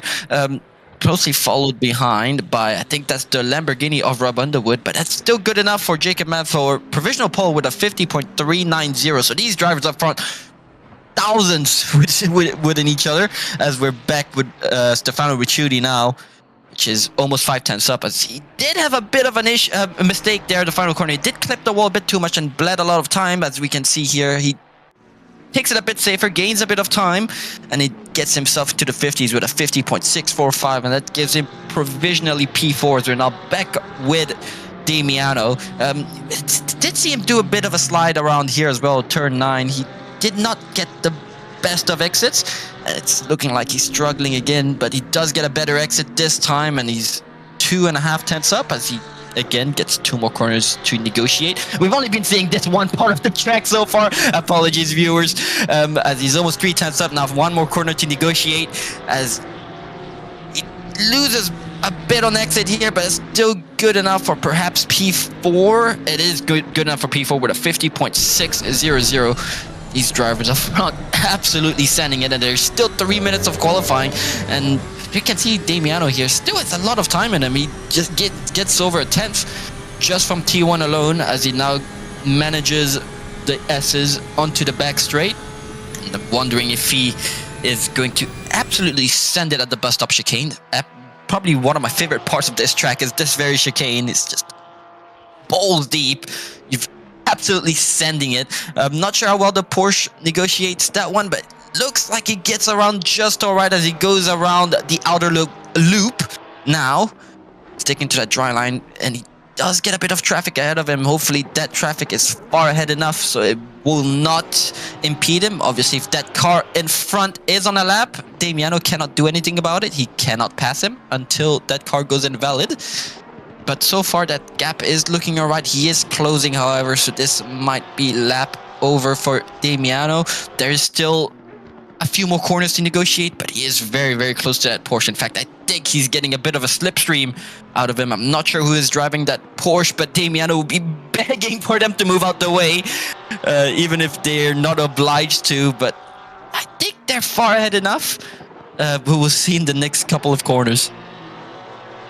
Yeah, the yellow and blue Porsche of Gamble there just ahead, and he's on a valid lap. So in P17 currently, he's looking to get his own qualifying underway, but hopefully might not affect Verkelinen too much. Loses a little bit of time on the exit of the last corner. Going through, it should be good for about 3 tenths up right now. Will be too close really for this next lap, and it'll put him up into provisional P1 there for Damiano Verkelinen for A44, and looks like he is done as well. I don't think he was too close to Gamble to really get in front. We go to now to Bank in the 786 Porsche as well, 4 tenths up. We saw him do a very good result, top 10 hit this time round at Paul Ricard. He goes up into P6. Excellent lap there from the Pro-Am driver, I have to say. It's looking like Luca Giacomin has decided to come out again for another lap. He will get 1 more after this. At the moment, he is not up on his delta. As I say that on the exit, he's just edging it, but it's just not enough to improve, I don't think, as this is going to be a 50.4, but he does get 1 more lap, 1 more chance to put a lap in. As we see Felipe Bukida perhaps invalid. I am uncertain about this one, but she is currently 3 tenths up, and really edging those 49s. She is so close. I'm really crossing my fingers that this lap is valid. Seeing a 49 here would be absolutely abysmal. It's no easy feat, but we'll see as she goes around the final corner. Now there is a yellow flag somewhere on track, but she does lose a bit of time on exit there, but she is still 2 tenths up with a 150.235, and that gives her provisional pole. Unfortunately for Turcolini, who is in the pits, that is P2 is the best he will have to settle with, only being 0.060 from Bukida. That is no small feat. I would like to say I could have done better, but that is a Pip we're talking about here, not just some random driver, as we're now back with Luca Giacomin, currently 2 tenths up, almost 3 tenths up, as they're going around the heel, turn 8, and if they can keep that lap together, that will be good enough for pole position, but we will see they still have 4 more corners to go through, as we now, the timer has gone down to 0, and they do find a lot of time there, but loses it all on exit. Still good enough for pole as they go around turn 9. Keep it tight, want a wide exit here onto the curb. Maybe not onto the curb in the wet, but they're still looking good here as we go around the second last corner, and they're losing a bit of time there. Not ideal, but they gain it all on exit, and as they go around the final corner now, exit of the final corner, they're still 2.4 tenths up, and that should be good enough for pole position, and it is good enough for pole position for Luca Giacomin with a 150.162.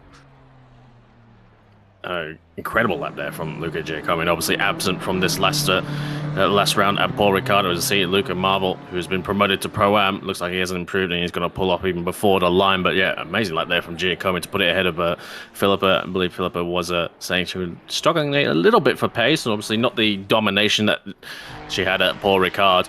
Let's see now. So it's Sean Bubb now. Obviously wasn't here last week either for Paul Ricard, but looking to see how he goes on in the Ferrari as well. And it looks like he was just kind of doing a sighting lap, anything. Going to do a last to first challenge. They're going to line up on P27 as we form the grid now for this round. So yeah, just a reminder, it's a 60-minute race. It is 1 mandatory stop, 4 tires. No fixed fueling rate or anything like that. Not that it matters, because you have to take tires anyway, and you can obviously refuel as you are changing tires.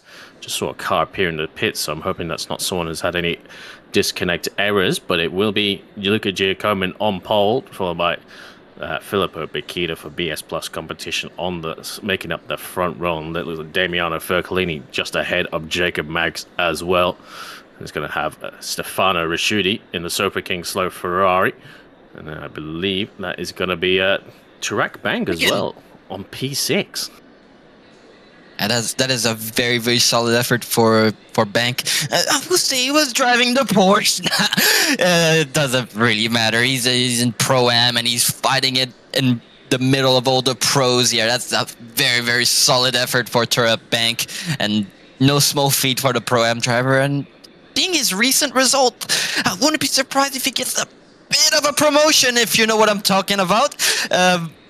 Yeah, no, very, very solid effort. I don't care if it's the Porsche in the wet. I don't care if people say it's a fantastic car in the wet, which it is.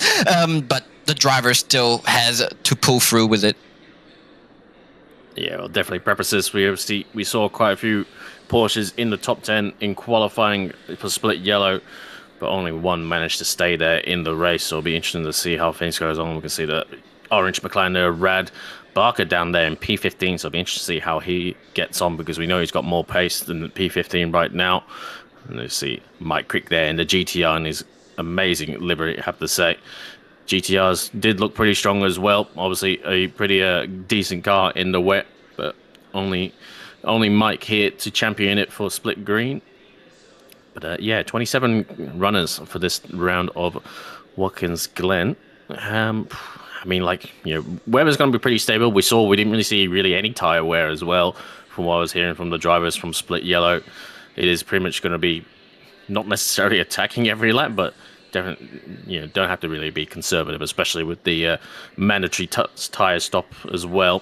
Fuel won't be a concern. Probably run half tanks and box halfway through. So that's what we're expecting for the most part. Nice. That is very nice. That's a very nice Bentley. Representing Octane Online Racing, our beloved Matt Powell driving the boat in its preferred conditions.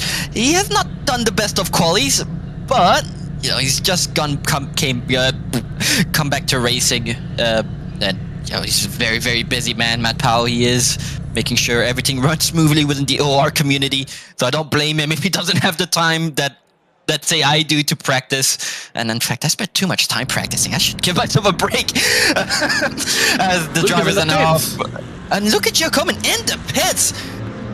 Perhaps they forgot to press drive, but that's very much a heartbreak. That means Pip will get pole position technically for this race, but that's absolutely not the race you want to start, especially putting in so much effort for pole position. And unfortunately, it's going to be a pit lane start for Luca Giacomin. Oh, the calamity. Just when we thought Philip and I have a bit of stern competition, they unfortunately are at the pits. Whether it's intentional or not, I can't imagine if it was intentional. We did see a few cars flick to the pits when the grid was formed, but oh dear. So it is going to be a clean start from pit. It's still in the splits. It's still in the servo right now, so potentially a pit lane start there for Luca Giacomin. I'm not too sure what is happening on that one, but we definitely won't be leading into turn 1. So it will be, I imagine, Bokita will be alone on the front row, because I believe if any car doesn't take the start, they kind of I'm not too sure if they all move up a spot. I think they avoid it, because otherwise everyone gets confused and people will, people are told to start on the other side of the grid. They're meant to all move up one spot, but inevitably someone doesn't get the message. So I think they'll leave it as is. So Philip is going to be properly uncontested, unfortunately, for turn 1. It's quite climactic. We're meant to amp things up a little bit here in the commentary booth, but that is not the case. I'm seeing a few cars back there as well, and hoping everyone gets along just fine. But it's a wet race. There's a long way to go. Interesting to see Waffrey there in P9. Unfortunately, it definitely came on cropper. The RAF of the stewards. I didn't actually check if they actually had a quali ban or a race ban for this race. I'm guessing they didn't, otherwise it would have been brought up. But they are there in P9, and I'm really hoping they could have a lot safer race than they did 7 days ago. I don't want to be a little snitch here, but he's supposed to have a quali ban. But if the stewards have missed it, they'll eventually tell him to serve it one race, but he was not supposed to do quali unless they change the penalties. But I'm pretty sure, because I check that penalty sheet every week, obviously, see how the split iRacing did. But it was most definitely on 8 when I saw it. But that's not my decision to make. I'm here to commentate the race as they now go 2x2 formation. Now I'm wondering, because Giacomin was pole position, I'm wondering if that start, if ACC is going to do its ACC thing and is not going to launch the start. But anyways, it doesn't matter. We're going to have these drivers line up. It looks like Turcolini has moved up a spot to go alongside Felipe Bokita. But as these drivers line up, we're in New York State. We're at the Glen. We're ready to go bowling here. And as the great Darryl Waltrip would have said on a NASCAR start, we're going to go boogity, boogie, boogity. Let's go bowling at the Glen. And we can see Damiano Turcolini getting the edge on Felipe Bokita. And will he be able to get the lead from turn 1? He does get the lead from turn 1 in the Porsche. As behind the Ferrari is going side by side. Don't be a bit there. That's a bit naughty. You don't want to be doing that at the start, but so far so good. These drivers keeping it clean. It's looking at the rear. What hitting the wall? That looks like John Hislop hitting the wall there, but he's managed to keep that car straight. But it's going to be positions from that contact with the wall. And as they in the bus stop, will they do it? No, they don't. Shook does manage to hold this position, but so far it's looking like a relatively clean start for Split Green, and. That's very good. No dramas here. That's a good start. Yep, no sign of the safety car right now, as we did see a few yellows, but it looks like they've all going again. Car 43 and car 313. But yeah, John Hislop there, almost playing skate, almost riding the wall there up the S's, and hopefully he's gone away with too much damage. As Underwood there, and the Lamborghini looks to go around the outside, as Tripp is probably still finding his feet a little bit after that contact with the tire arm coat. But it is holding down still P6 right now, as Tarak Bank up into P5 as well. And yeah, the big winners, Fercolini all the way up into P1. And look like Mike Krepp is already pulling over. What has happened for the Crickster? Not too sure on that one. It looks like potentially hardware or some kind of issue for sure. He's already stopping on track. No signs. RTG straight to pits as well for the 87 and Mike Krepp there. That's really unfortunate. It's just right as I just saw his ping go red. He might have had some connection issues, and might be told that it might have been something over from the race directors on that one. We'll check in and find out a little bit there as we get the information as they've come now through turn 12 into turn 13. Fastest lap there for Damiano Fercolini. It is going to be the runner. Stefano Ricciuti looking for a move up the inside on the AMG of Filippo Bokita, but nothing coming of it so far. And Mike Underwood in the Lamborghini, I should say, has already started to box as well. So we did see a few people potentially wanting to box on the first lap, because kind of get away with it so far. You get out of the traffic, you're able to run in free air a little bit. Yeah, Philippa under a lot of pressure now still from Stefano Ricciuti, but probably soaking things up nicely as they can. Coming now into the bus stop now. And obviously, yeah, if you're nowhere near, if you're not even halfway along the side of the next car, don't even think about it, as they do all filter into the single file, into now the outer loop, and down into turn 8 for the boots, the section of this Watkins Glen track. I have to say, lovely track, but dare say, yeah, like you were saying before the race, not my first choice in the wet. And I apologize to our dear viewers. Apparently, I was eating my microphone. I apologize. Apparently, I was very loud, and I feel really bad now. It was fine last week. I don't know what's going on with my hardware, but perhaps it's time for me to get a new microphone. As, yeah, fantastic start from Turcolini, and we've seen him do it multiple times in these wet races. He just seems to be so good in wet conditions. He's 2 races he's won, I'm pretty sure, in sprints. I think he's won 2. Perhaps it's more, but pretty sure they were both wet races, so definitely starting to make a name for himself here when it comes to wet conditions. Like, we do have a replay from the start, and it was not as clean as I expected, as we do have a bit of contact in the back. In fact, we do have a lot of drivers in the back that did end up going bowling here at the Glen. So yeah, I ate my own words. I thought it was cleaner than this, but it wasn't dramatic enough to get a safety car. So these drivers are still driving, as Felipe Paquito now gets the fastest point 2. Absolutely rapid, as we getting a bit squirrely there on that curb, but not squirrely enough to get off the track, as we see Damiano's, in fact, perhaps building the tiniest of gaps here. You know, it's not much, but it's honest work, if that's the quote I'm looking for, as Giacomin now gets the fastest lap with a 51.1. Giacomin having to start from the pits. As we can see on the track back, they are way behind. They're only starting to go for the S's now. I think he's 313. I'm pretty sure Giacomin's 313. Yeah, just starting to go for the S's now. So it's looking like that to start from the pits, and they ended up starting way back in the pits as they're way behind in the pack. As we do get a replay here of an incident between the Ferrari of, I think that's Barker onto, not sure who's driving that BMW, but that is most definitely an invoice coming in the way of Parker. Perhaps underestimated his braking. Perhaps the BMW braked a bit earlier than they anticipated. But we're now on board with Andy Bishop, currently in P1 for the AM drivers, but closely followed behind by Bartoletti. So perhaps going to see very good AM fight here, as I'm assuming Bishop will be trying to look for a top 10 finish here. It's always bragging rights, especially as an AM driver, to finish in the top 10. As we're now back with Felipe Paquita, not really closing the gap on Turcolini. In fact, like I said, she is, in fact, losing out to Ricciuti. Ricciuti's closing the gap on Paquita, so we might see a move from the Italian driver here onto Paquita. So she is going to be having to look out for that, but at the same time she's going to be wanting to be hunting down Damiano, but Damiano just ever so slightly building that gap. We do have another replay. I think that is Matt Powell in the boat. I think that is a replay of the start, so let's see what happened there. You can absolutely not see anything. The spray is just so intense at the back, where there is multiple cars ahead of you. Oh yeah, you can see ahead. It's but no, our beloved Matt has managed to get through cleanly, respecting yellow flag, lifting off throttle, being smart about it, seeing, just taking his time. You don't want to get yourself into an incident, and he's gained up quite a lot of positions from that, so respect to that.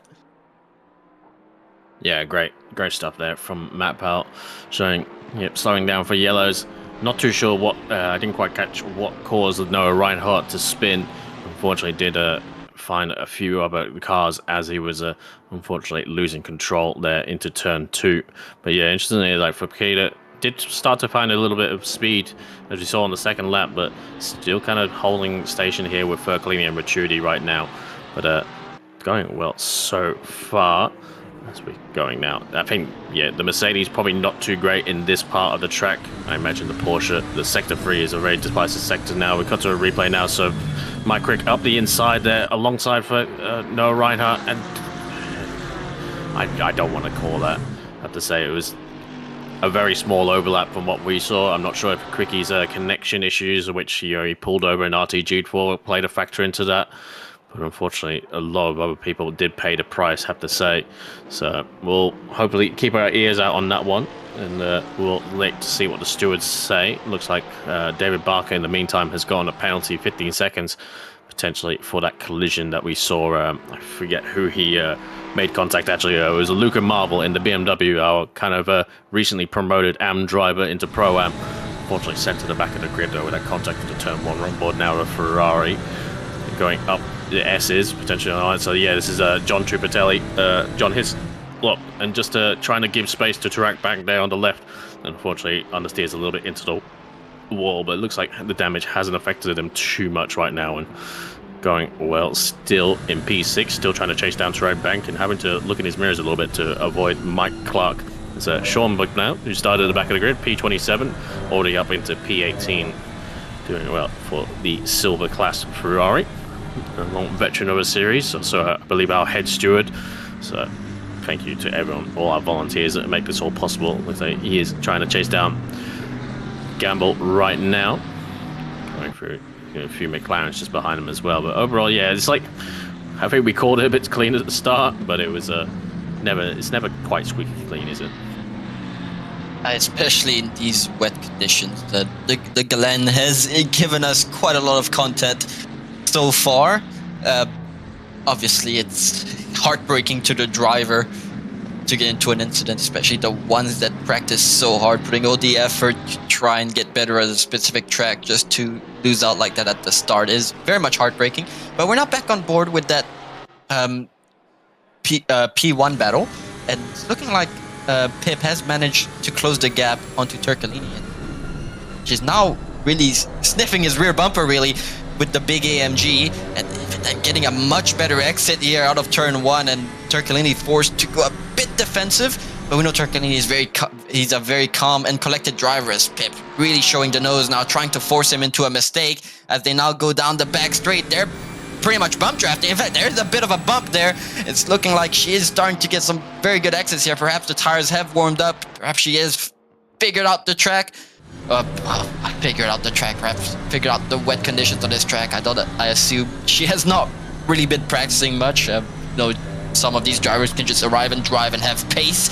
I don't know how you all do it, but I assume that she would be one of these drivers, not trying too hard, but she is now really on the rear bumper of that Porsche, and now Turcolini, I want to say, will be starting to sweat, but knowing Turcolini, he's very, very calm and collected. He's probably not even pushing that hard, if I'm going to be honest, in the Porsche. He wants to keep it safe, wants to finish the race, wants to definitely wants to add another win to the records. But these two drivers, I think, should start perhaps working together a bit and try to pull away from Ricciuti, because Ricciuti's still right there, and if they start battling a bit too hard, he might be looking for an opportunity to get around the both of them. So that's another driver they're going to have to be thinking about. But so far, this three-way battle is shaping up to be a lot of decent content for us viewers.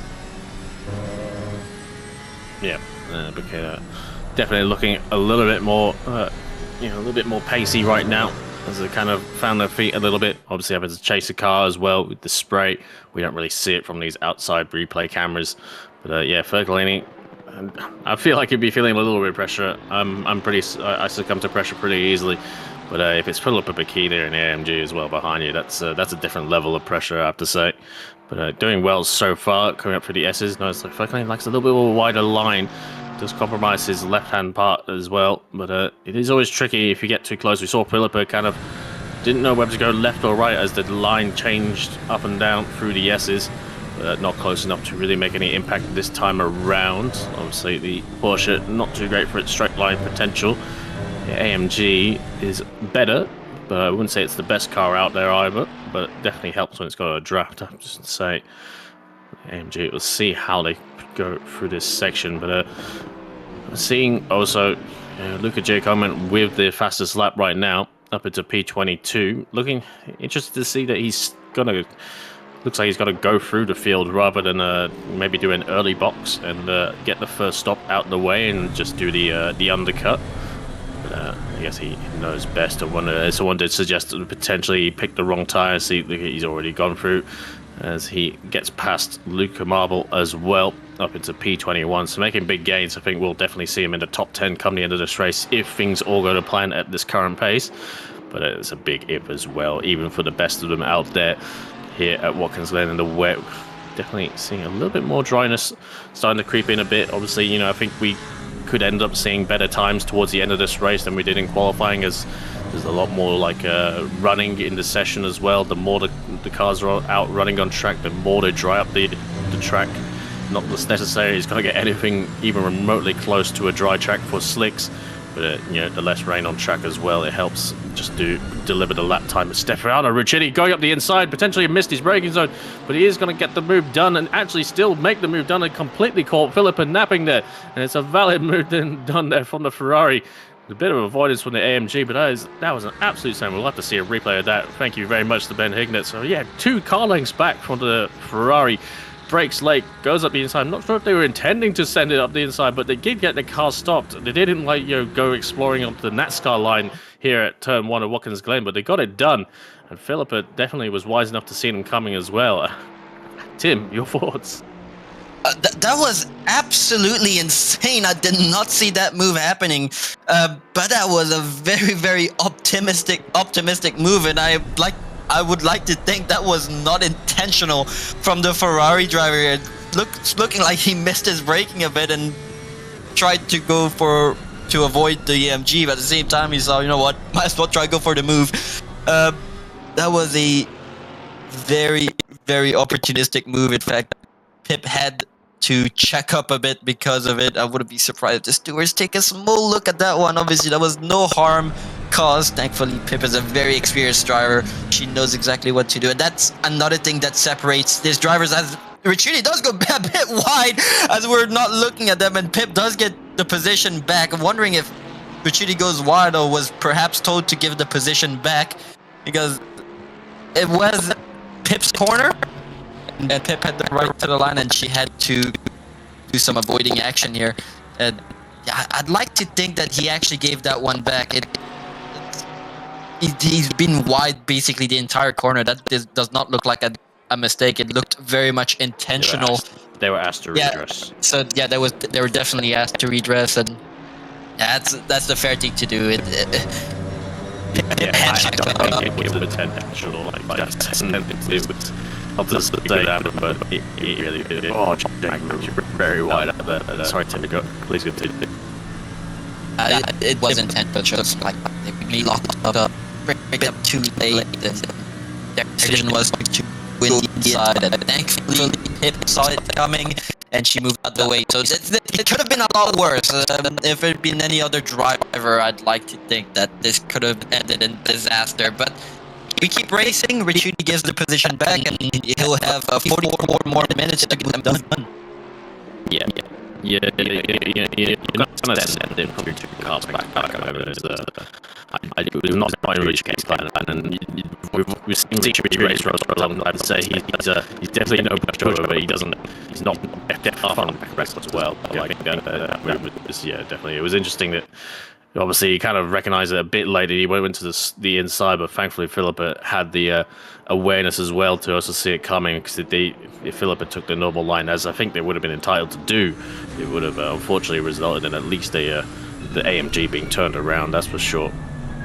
Coming out to Matt Powell now in P13 for the 113, with Ben a little bit just behind him in the Aston Martin. But getting close to a top 10, we've seen a little bit of attrition.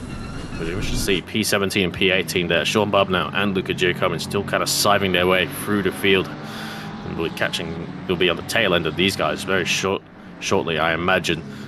And definitely 2 for the top 10, I reckon, between the 2 Ferraris, Torben Masor and Luca Giacomin as well. Let's see how things go. 43 minutes to go. We'll see a few stops, I imagine, in about 10 minutes. As you want to cut the fuel about halfway. That way you kind of carrying you got the least amount of fuel for the most part of this race. You're not carrying more weight than you need to, which would indicative help your lap times. Definitely a bit of front damage there for Ben Oliver. It doesn't seem to be affecting him too much. As see J-Rad and Ben Barker right now as Ben Barker does find the wall on the exit there, as he was kind of a little bit four-wheel sliding through the corners, trying to avoid the McLaren. I'm not sure if there's little small moves or small corrections here and there or intentional. He looks like he's going to dive up the inside, doesn't send it, just tries to scare Rad. Doesn't get it done, as Ben Oliver has been passed by Andy Bishop in the blue McLaren up into the bus stop, and now it's going to be an easy move done for the McLaren. And have to watch for Gamble in the Porsche just behind the Aston Martin and see if they can follow through. Definitely a lot of damage on that Aston. Yep, apparently I'm still having some kind of microphone issue. Can you confirm for me if I sound alright? No, you sound okay. Okay, I sound alright. So perhaps it's just a stream thing. I apologize. I'm trying to make this as entertaining as I can for the viewers, and me sounding like I'm from Mars is not the way to do it. But that was a good battle. Jacob Max currently in P4. Really, how far? He's about 1.2 seconds away from Richuti. So it's looking like he's starting to pull in a little bit here. Getting closer, but if we look closely, fall behind is Turk Bank currently sitting at P5 in the Porsche. The Pro-Am driver currently leading the Pro-Am by a substantial margin right now. His closest car behind him is John Hislop, and he's 4.7 seconds away. So again, solid effort from that driver. I've been a big fan of him ever since he joined the Sprint Series. Been looking at him very closely, and he's only impressed me so far. His son races Academy. Sounds like a very, very humble person, so I'm glad he's doing well, as we're now looking at Ben Oliver. That Aston does look like it does have a bit of damage, doesn't it? Or maybe that's just me, as they're currently in P15 trying to hunt down the McLaren of Bishop. Yeah, definitely some front damage, and Bishop looks like he also has front damage as well, but definitely affecting the Aston Martin a little bit more. It's, if you can start to see the panel gaps even from a distance, then it's not a good sign, that's the same. But look at Giacomin. Looks like he's gone ahead of now Sean Bubb now, so just hopefully start to catch these guys. I would have thought they'd catch them a little bit earlier, but obviously have to get through the Ferrari of Sean Bubb now first. And look at it all over the back of Gamble's Porsche.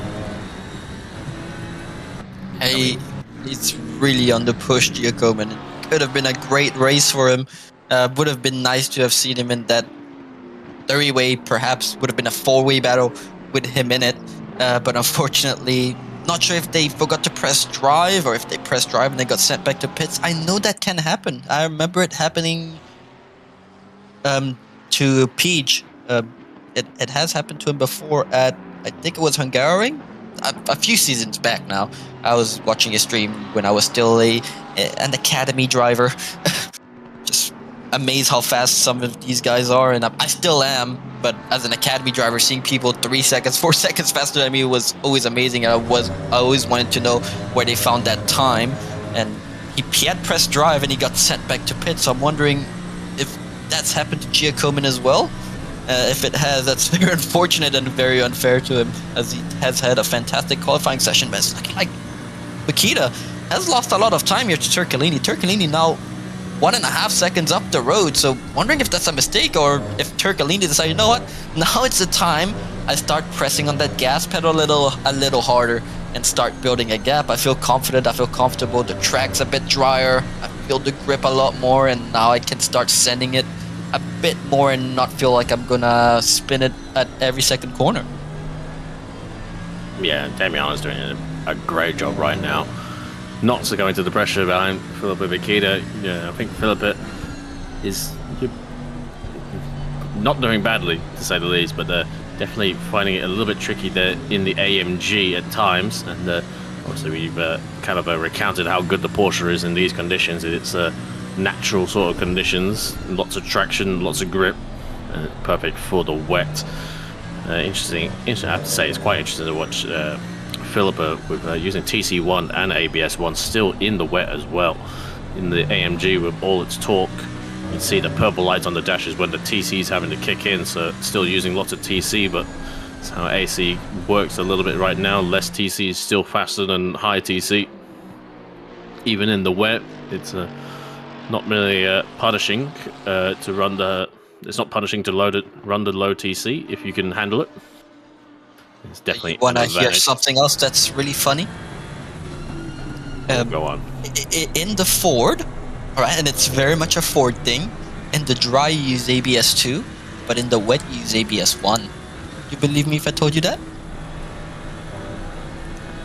I believe anything now these days. Like I don't understand this game sometimes. It doesn't make sense. I don't know. I don't understand. It's very much a Ford thing. I don't know why, but ABS 1 is better than ABS 2 in the wet, and ABS 2 is better in the dry. It's very much a Ford thing. I don't know why. I'm not gonna question it. If it works, it works. As we're now looking at Sean Bebb now currently sitting in P17. It's looking like Jacobin has managed to get around. Jacobin on an absolute charge now. They're now sitting P15, but the further up the grid they get, the more these drivers are going to be more reluctant to give the position. I know some drivers at the back, I used to be one of them. If I saw a fast guy that ended up missing the start for whatever reason, and I knew they were 3 seconds faster than me, I'm like, you know what? Take it. I didn't want the position anyways. You can have it, sir. I'll just try my best to follow you. But yeah, Giacobin on an absolute charge. Now they've got Andy Bishop to get around. I'm wondering if Bishop's going to put a bit more of a fight, and as they are, not making it easy for Giacobin, but Giacobin around the inside is going to look inside, outside. Now they're going to look around the inside again, and Andy Bishop is going to have to cede the position to Giacobin, unfortunately for Bishop. But very solid effort for some of these drivers. Yeah, let's now look at Jacobin now ahead of Andy Bishop. It's always, we talk about it's difficult for the drivers out there, even for the best of us, just trying to follow in the wake of another driver. The cameras don't really do it justice. And you can see how much spray there really is, and it's, obviously you do have to account, in the dry, there is a little bit of error wash, but Philippa is in a good position right now. She's not too close that she's going to catch the Porsche too soon. We are seeing a bit of lunging back and forth a little bit, but there's a prime position now. Wants to use that slipstream, but the car's kind of just bit back and forth as ACC's netcode a little bit falling short. Goes to the inside, trying to, Damiano kind of blocking the inside, holding the inside, and not succumbing to the AMG of Philippa there. Definitely a little bit of sign of intent there from Philippa. Damiano doing some textbook defending here, especially at the chicane. He held the middle of the track. He's not given a lot of room on the outside or the inside, but he has forced Philippa to make a choice there. It's either you go around the inside at the chicane, or you go around the outside. It is up to you. You can make a choice, but it's not gonna be fun for either of us if you choose the inside. The safer route would be the outside, but then you can't really make an overtake happen from the outside at the bus stop. So that's a very, very good defending from Damiano here, doing the correct things just to keep that AMG behind. Yeah, definitely.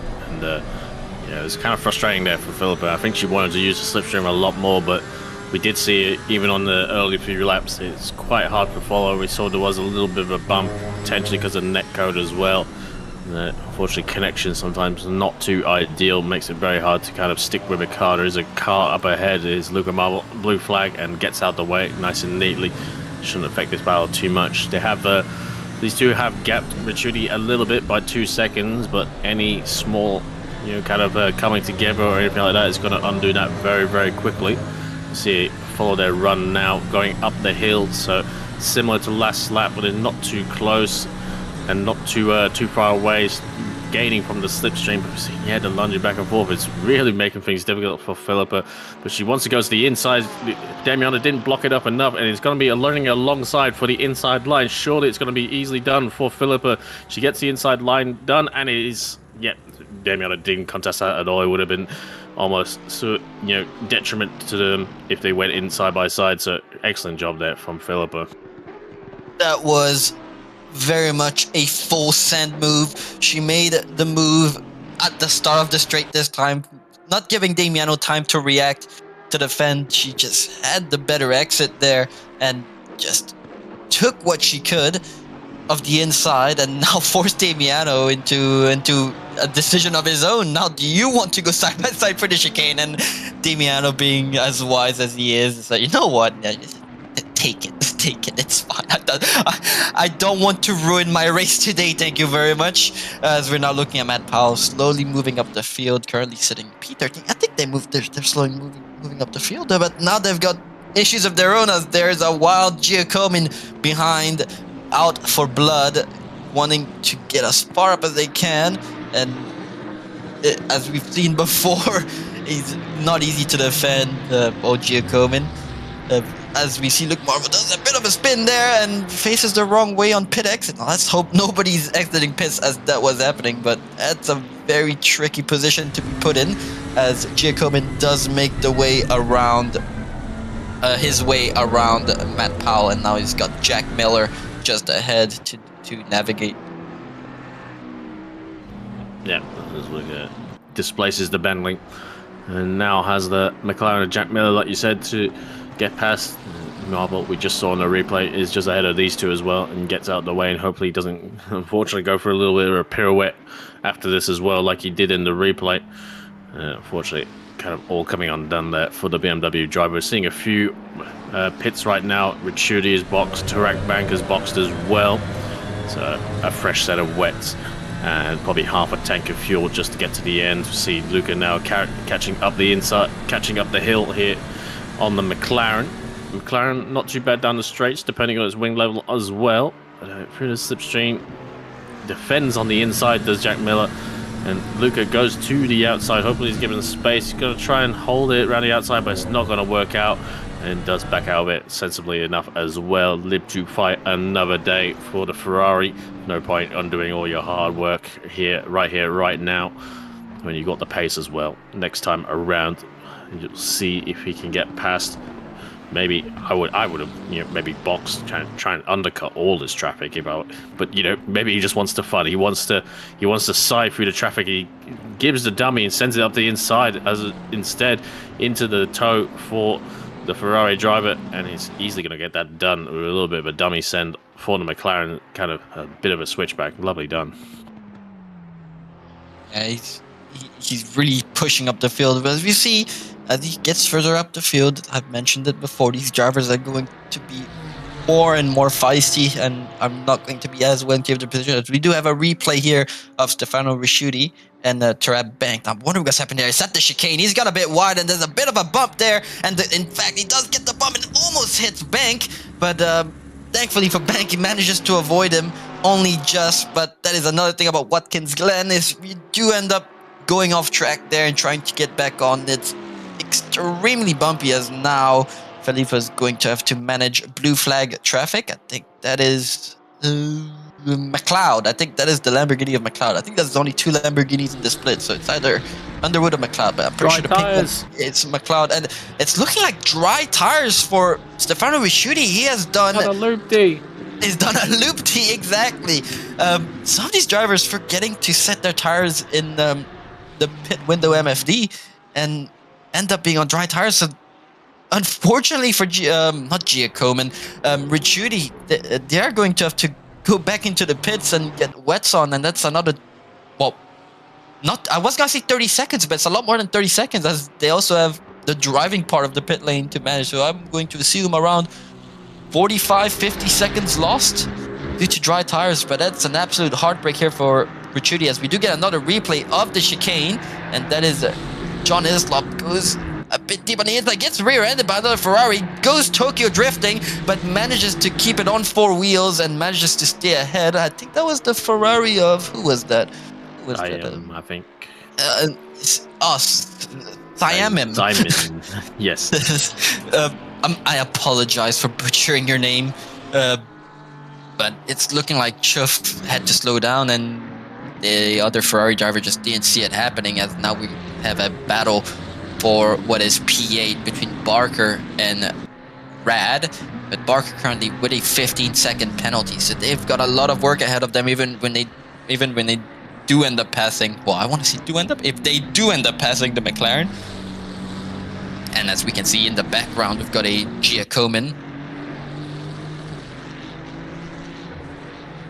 chasing, as we do get info from one of our RDs, I'm assuming stewards as well, in pits. We got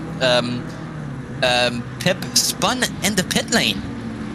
Apparently, so perhaps we could get a bit of replay for that, but if she has spun in the pit lane, that gives Turcolini the position back and puts in a very strong position to actually win the race, as we see John Rad there hitting the wall, as Barker does manage to get around, but that is not what you want in a race, is hitting the wall and getting any sort of damage, especially in the wet, as we're now back with Andy Bishop, currently sitting in P11, but Pip also gets a SG30, so it's looking like they sped, not spun in the pit lane, so that is a heartbreak for our very own Felipe Paquita, as we get a... hold your brakes! That's the same driver that's just not having fun at turn 1, unfortunately, but that's a lot of damage for the BMW, as we're back with Andy for that battle for P11 between Andy Bishop and Sean Bubb now. Yeah, so that's flipped things on its head. SG30, stop and hold for 30 seconds for Filippo Paquita, potentially for speeding in the pit lane. I think that's a pretty safe one to call, because SG30s are only really thrown out if you're very serious for offences. Definitely really not really by stewards either. So we'll find out on that one. But Fercolini back into provisional P1, obviously, because Filippo has boxed, but obviously as well back in the hot seat, net favourite for P1 as well. And you know, the closest person to those two as well was Mr. Ricciuti, who looks like he's already had his own issues as well, taking dry tyres unintentionally, obviously, and had to come in for another. So it's going to be Fercolini and Mags and potentially Hislop for the top 3 right now. So did see Hislop and Simon have a contact. So we're on board now with Philippa in the AMG, not filtering into the line. I'm not so sure if that was a official ruling, but comes in and just doesn't get it stopped. It doesn't know. Didn't get down to the 50s. I think they were still doing 60, 70 kilometers an hour over the line. The AMG ABS not helping at all, and potentially just too late there from Philippa. And yeah, the aliens, they're vulnerable. They're not completely aliens. They do make mistakes like us mortals. But that's rough for Philippa. I have to say, but Fercolini, it's all on you, buddy, now. It's all on you to bring it home for another win in the Sprint Series as well. What is it? Move down the inside of Matt Powell, down the inside of John Rad. That was an absolute sender of a move from our beloved Matt Powell, as now Sean Bubb now is looking to make a move on Andy Bishop. I'm sure I was ahead of Bishop before, wasn't he? I do not remember, but Bubb now looking around the outside. They're going to make it too wide around I forgot the name of that corner. As John Rad goes very wide, so perhaps the damage a lot more than I expected on that McLaren, but they're doing mistakes left and right, and they're just bleeding positions. Yeah, I'm not too sure. Doesn't look like there's too much damage on the orange McLaren. I think it might have just, like, you know, when one small mistake leads, you can very easily cascade into even more mistakes. It looks like he's kind of going slowly anyway. Is he bingo on fuel? Has he missed his stop?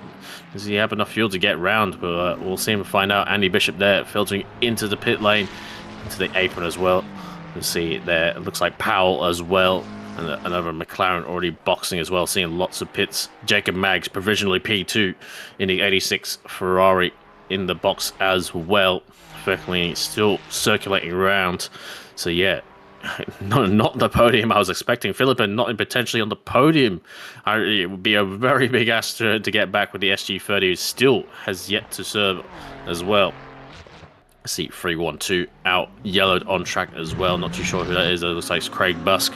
We'll cut now to 22 on track, 212. It's going very wide. It's Craig Busk as well. Looks like, just pulling off. Hardware failure, surely. Hardware failure, or perhaps another fuel. It did look like Rad was critical on fuel, because they were going very, very slow, but I did see them pull into the pit lane that very same lap, so perhaps you're right. And we see Giacomin with a drive-through penalty.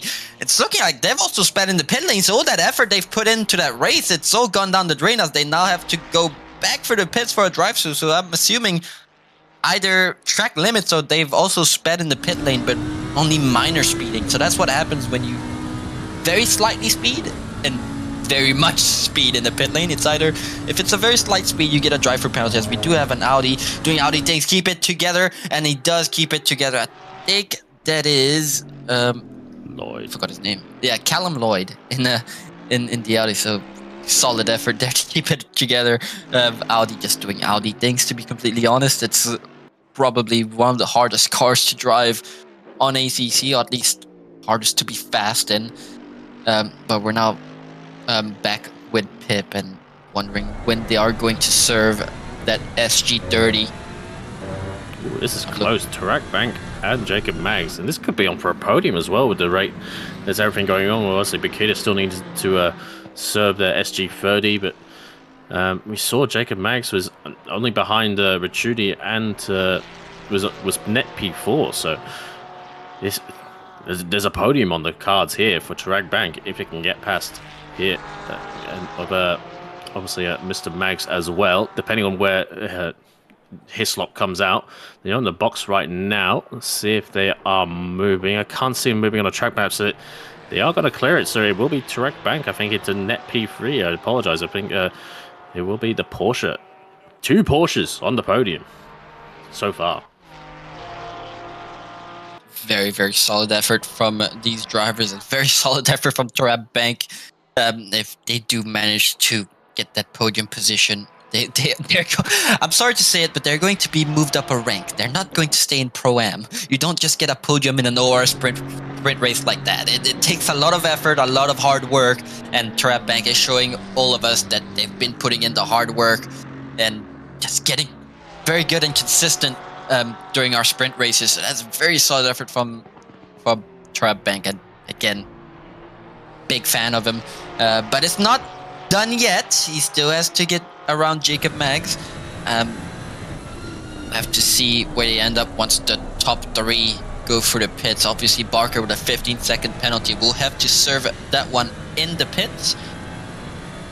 So we will see. Currently, Turcolini is in the pits. I'm actually curious how far ahead Turcolini is going to get once he exits the pits. But at the same time, just hoping no mistake from our beloved Porsche driver, as these two are now currently going around turn 9, and Turcolini still stationary. Sometimes when you sit in pits like this, it feels like the longest time, but it's looking like they got a pit box pretty far ahead, so I'm expecting them to start moving soon as the car gets dropped off the jacks now, and now they start moving as Jacob Maggs goes around the final corner. I think, yeah, Turcolini is well and clear ahead as he now can turn off the limiter and can go balls to the walls one more time, and it's a very, very solid lead, and it's looking like 1, 2, 3 Turcolini, Maggs, and Banks. So I'm not gonna say anything else. I do not want to curse any of this. Like I said multiple times now, I'm a very big fan of Bank, and so far he's been my personal driver of the day / night. It is nighttime for all of us racing here, but it's not done and over with. I'm just hoping he's not over optimistic. He sees P2 right there, and I know what's going on here. He's probably thinking, yeah, P3 is good. I'd love a podium, but P2 is better. And that's where a lot of drivers end up ruining their own races by being over optimistic, just greedy. But seeing how Bank has been driving these last few races, I think he's going to be fine. Yeah, we'll see how things filter out, as everyone has now served their mandatory stop as well. I'm not sure if we caught it as well, but unfortunately his stop has fallen down the field as well into P8.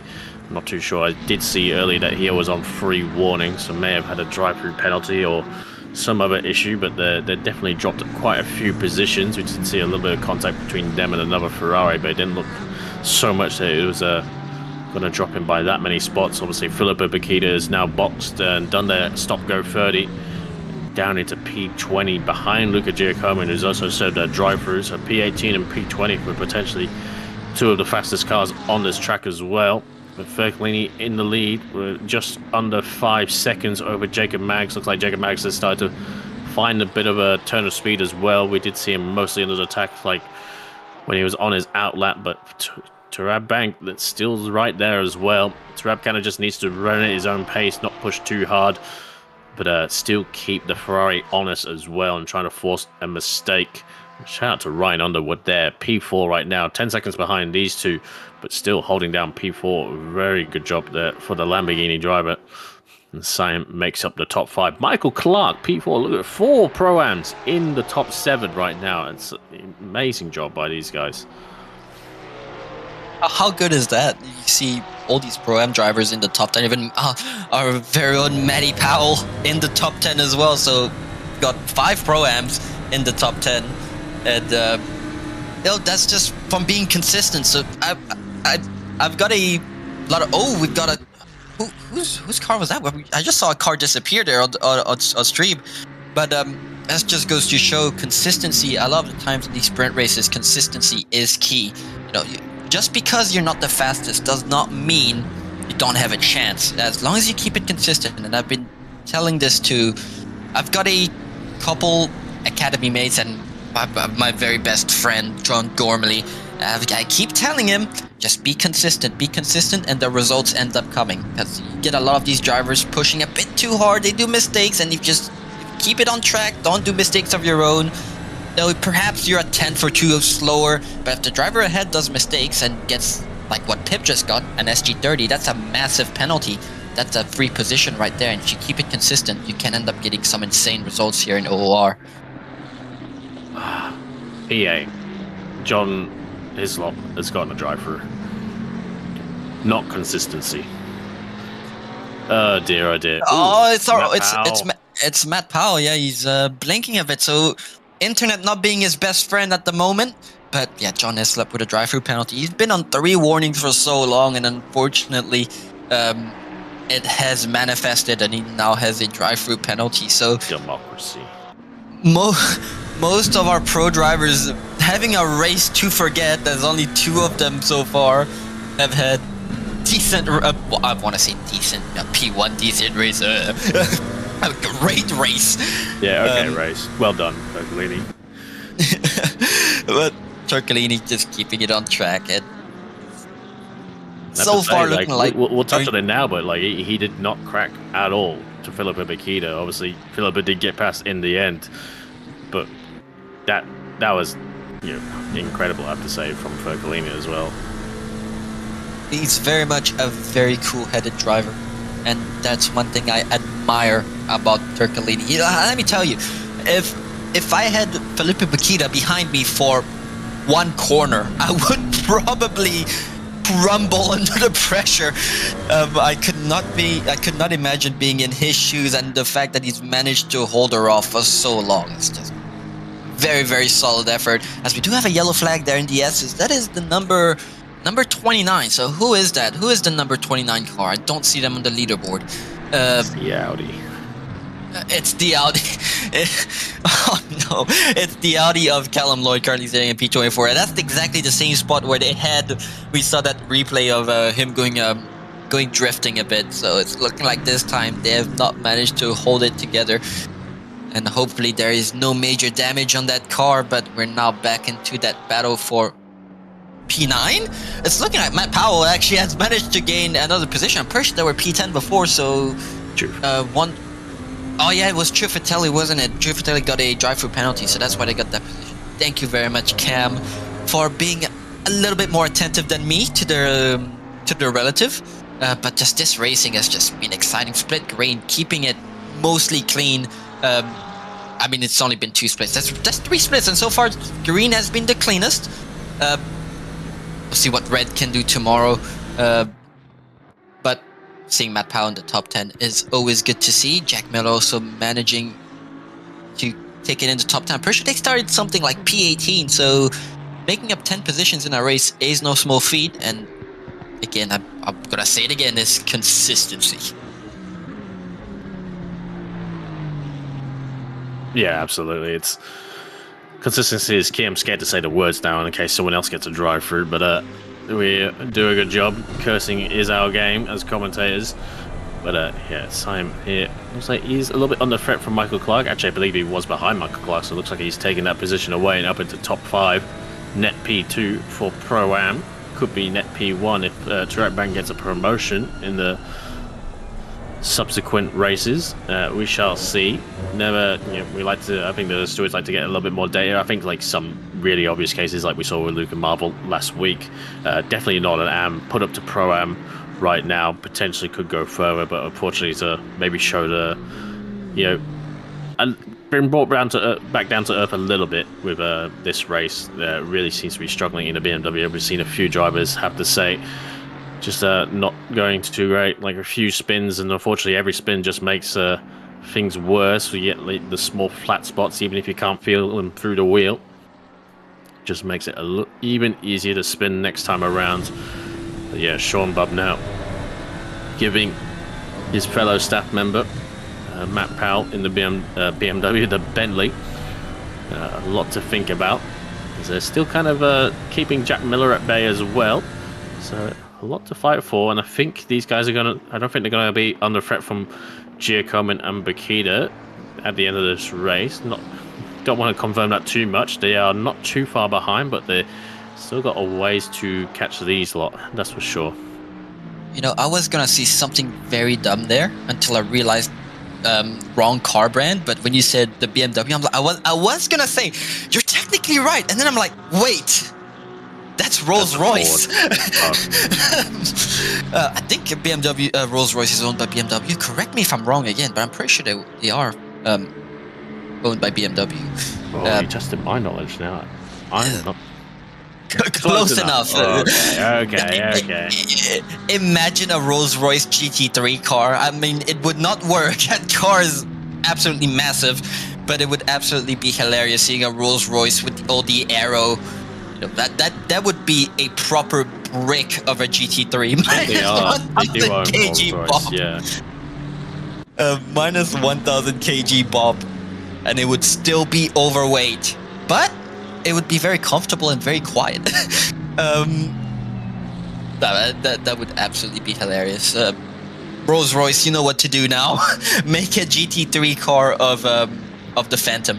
I think the Phantom's the two-door variant. I'm not very knowledgeable on Rolls Royces. It's just every time I think about a car like this, my wallet cries a bit.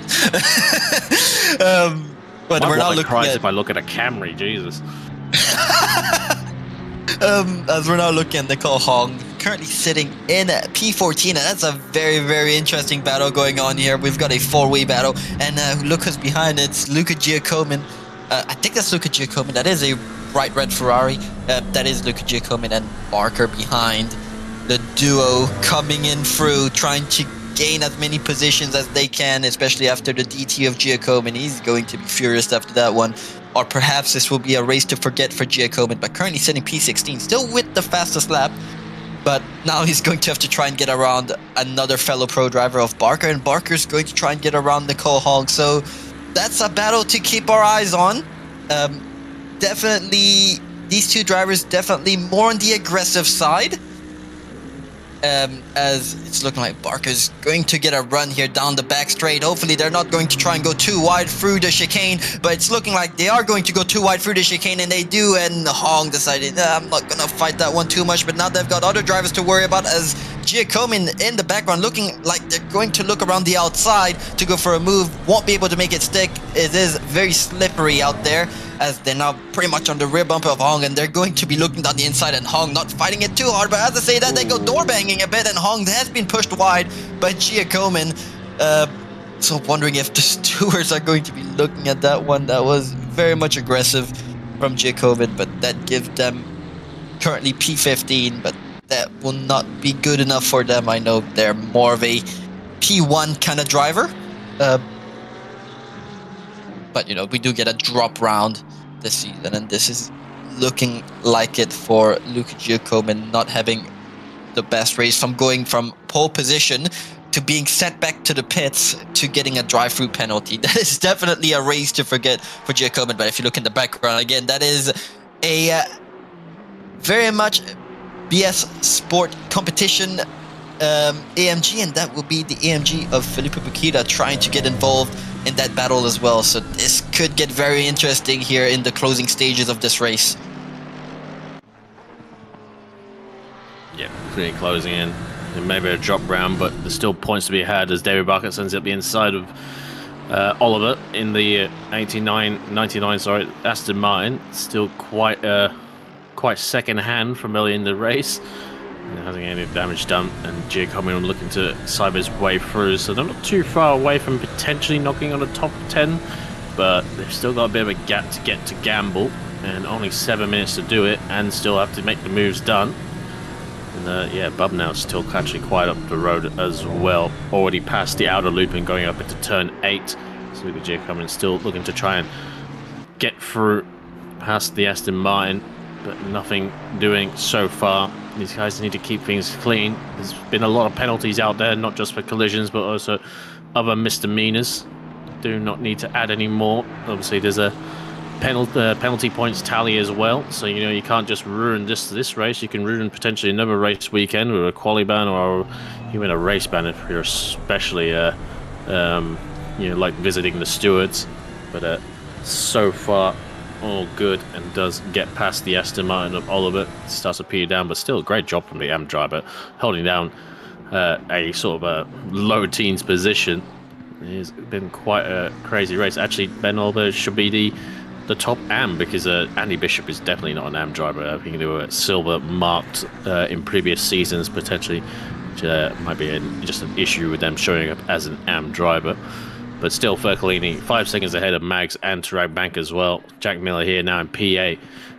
And they managed to get past as well. That Powell is just behind him as well. We're missing someone. Where has Sean Bob now gone? Bob now was on the back of the Bentley. Yeah, you are right about that one. Where has Sean Bub now gone? There's a very much a big gap behind that Bentley, and if I remember correctly, Bub now was right on the rear bumper of the Bentley. So the driver of the blue Ferrari, please make themselves known and show up. No idea where he's gone. Sorry, Tim. Yeah, now he's disappeared. Perhaps a mistake. Not sure what's happened there, but I think our very friendly broadcaster is going to find out for us, as he's furiously going through the replay right now, trying to figure out the mystery of Sean Bubb now and why he has disappeared off our screen. But as this is happening, we currently have a battle for P8 between Matt Powell and Jack Miller. Now, I've never raced Matt Powell door to door, but from what I'm seeing, it's looking like a very, very safe and clean driver. So that is good to see, being a good role model to roll our drivers here. But now we're going to see what's happened to he's gone. He's disappeared. He's gone. He's reached that threshold. What was the speed? I forgot the speed. Back to the Future. That movie. 88.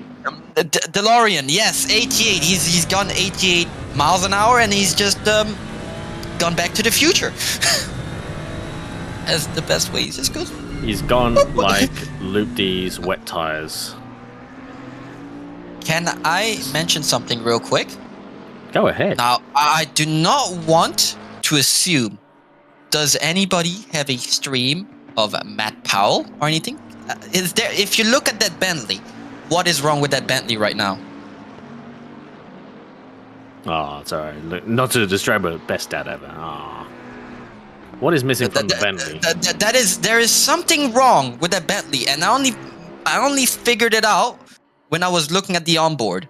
Now, it might be ACC doing ACC things, but if you look very closely at the weather and that Bentley, something is very much wrong. Oh yes, I've just realised it. Yeah. Where's his windshield wiper? Oh, that's not the thing I noticed. I did actually notice that, but I also look at his tyres as well. I think ACC is a perfect game and it's definitely got no bugs. Don't look at his tyres. I am not one to assume Bonnet cam user. Either he's a bonnet cam user, or he's modified some files. so that you don't get any spray going on, if you know what I mean. But there's a very good chance he is a bonnet cam user and he just hasn't turned on his windshield wiper. That's what I'd like to assume. But I only noticed that when we got on board. He's also on dry tires as well, according to that replay. I mean, looking at his pace, if he is on dry tires, imagine how fast he would be on wet tires. he's hiding Clark. a secret from us. As Clark going very wide there, but manages to keep it together and safely get back on track. But I can't unsee it now. He has no windshield wiper on. He doesn't have his rain light on as well. Matt Powell to the steward box. Jail. That's it, straight to jail. As we're now looking at Ciuffetelli currently sitting P19 in a 3-way battle between McLeod and Ricciuti. 4-way battle. Who's that behind them? That is Bartoletti in the McLaren. So Ciuffetelli, although he has gotten a DT, he's not in the clear yet. He's now in a 4-way battle. Obviously, Ricciuti deciding, you know what, I'm going to give the dry tires a try.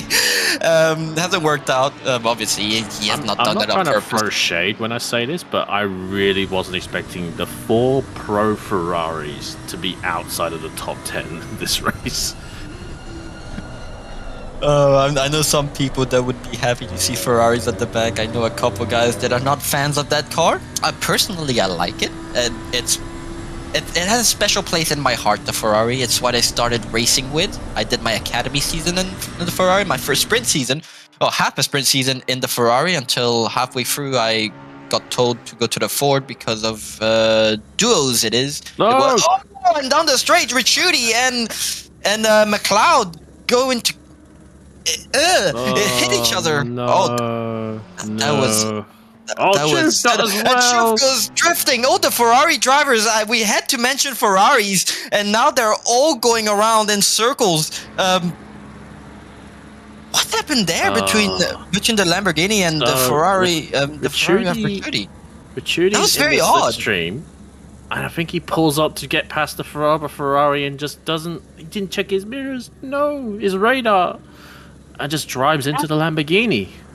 Hey, and then Chuf finds the grass, probably looking in the mirror, seeing what was happening. 1 minute to go, and it's still not over. And these two are back together on track as well, just for good measure. Unfortunately for Ricciuti, I don't think the stewards are going to be very pleased about that one. I'm not one to commentate on incidents, but that was very clear and obvious what's happened there. I think, not looking at the radar. Unfortunately, he would have, the radar would have shown certainly the Lamborghini being there. And I think he just got a mega slipstream off of his slop, and he just decided, I'm gonna pull out the slipstream now, not knowing the Lamborghini was right there. Unfortunately, that's going to be a pretty hefty penalty coming from the stewards, I'd assume. But so far, Turcolini's still far ahead. With now Mags goes around the corner, and it's looking like we've got a very solid 1, 2, and 3 coming ahead here. As it is the very last lap. It is has Turcolini now only has 1 more corner to negotiate. Now this is not where you want to throw it away, Turcolini, but he does not throw it away. He goes around clean and straight and wins split green against all odds. Damiano Turcolini once again showing how dominant of a driver he is in the wet. Jacob Maggs will take P2, and my favorite driver of the day, Turab Bank, the Pro-Am driver, will take the final spot on the podium. You go, son.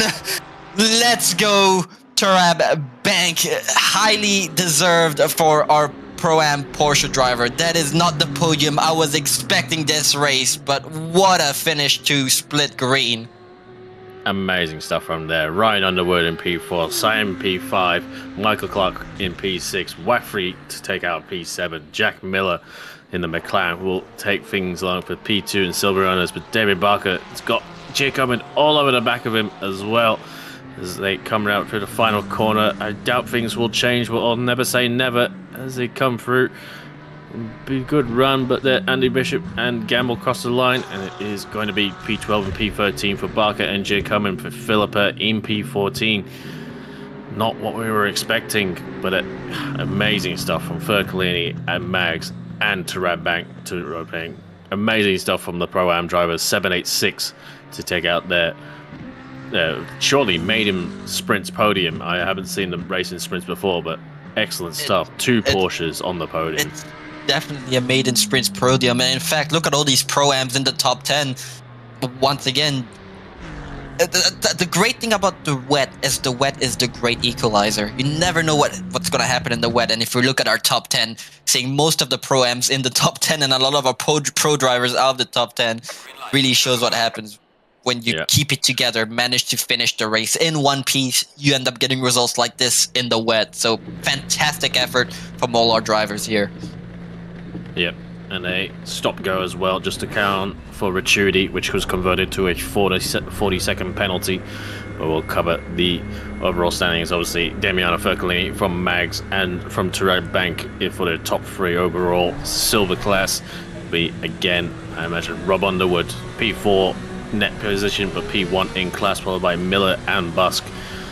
Might see a few more silver drivers come next time around. Tarab Bank, as we before mentioned, in P1 as well. Same as well, though, taking out that net P2, but still, I believe, a top 5 for them, and Michael Clark as well, just behind him. So, a great day all around for the top of the Pro-Am field. And, of course, Am class, Andy Bishop, not really our real Am driver, but Oliver Bartoletti and Lloyd as well. But, yeah, driver of the day, surely, to you, Mr. I think I know who you're going to elect. I want to get Tarab Bank's autograph. That definitely fantastic effort from the Pro-Am driver. Got his maiden sprint podium before me. And that was a very, very good drive. He's back to Porsche. Fantastic. There's nothing else I can say. Obviously, Turcolini's up there as well, keeping Paquita behind. But there was so many good drives this race. But for me, it will go to Tarab Bank. What about you? Oh, it is definitely tempting, but I think I'll give it to Fercolini as a different choice as well. Excellent driving, and also shout out to Mags as well. We kind of didn't see him too much, but he kind of just did his own race, and sometimes that all that matters, especially in these high attrition races. But that's been me, Cameron, and from Tim as well. And thank you again, eternally, to our Benjamin Hignett behind the cams, giving us all the angles, all the replays, and all the fun as well. Have to say thank you very much, and thank you to all our volunteers, stewards, race directors, everyone who puts things on. And I think tomorrow we will have split blue and split red. Split blue obviously being our Le Mans Ultimate Split. I believe they're at Sebring tomorrow, so that should be very interesting. And obviously for Tim will give our first-hand accounts for Split Blood tomorrow as well, here back at Wet Watkins. Not gonna be fun. Absolutely, but we'll have a lot of fun watching. But it's going to be from me, Cameron, and from Tim, and from Ben. And thank you very much, and have a good night, everyone.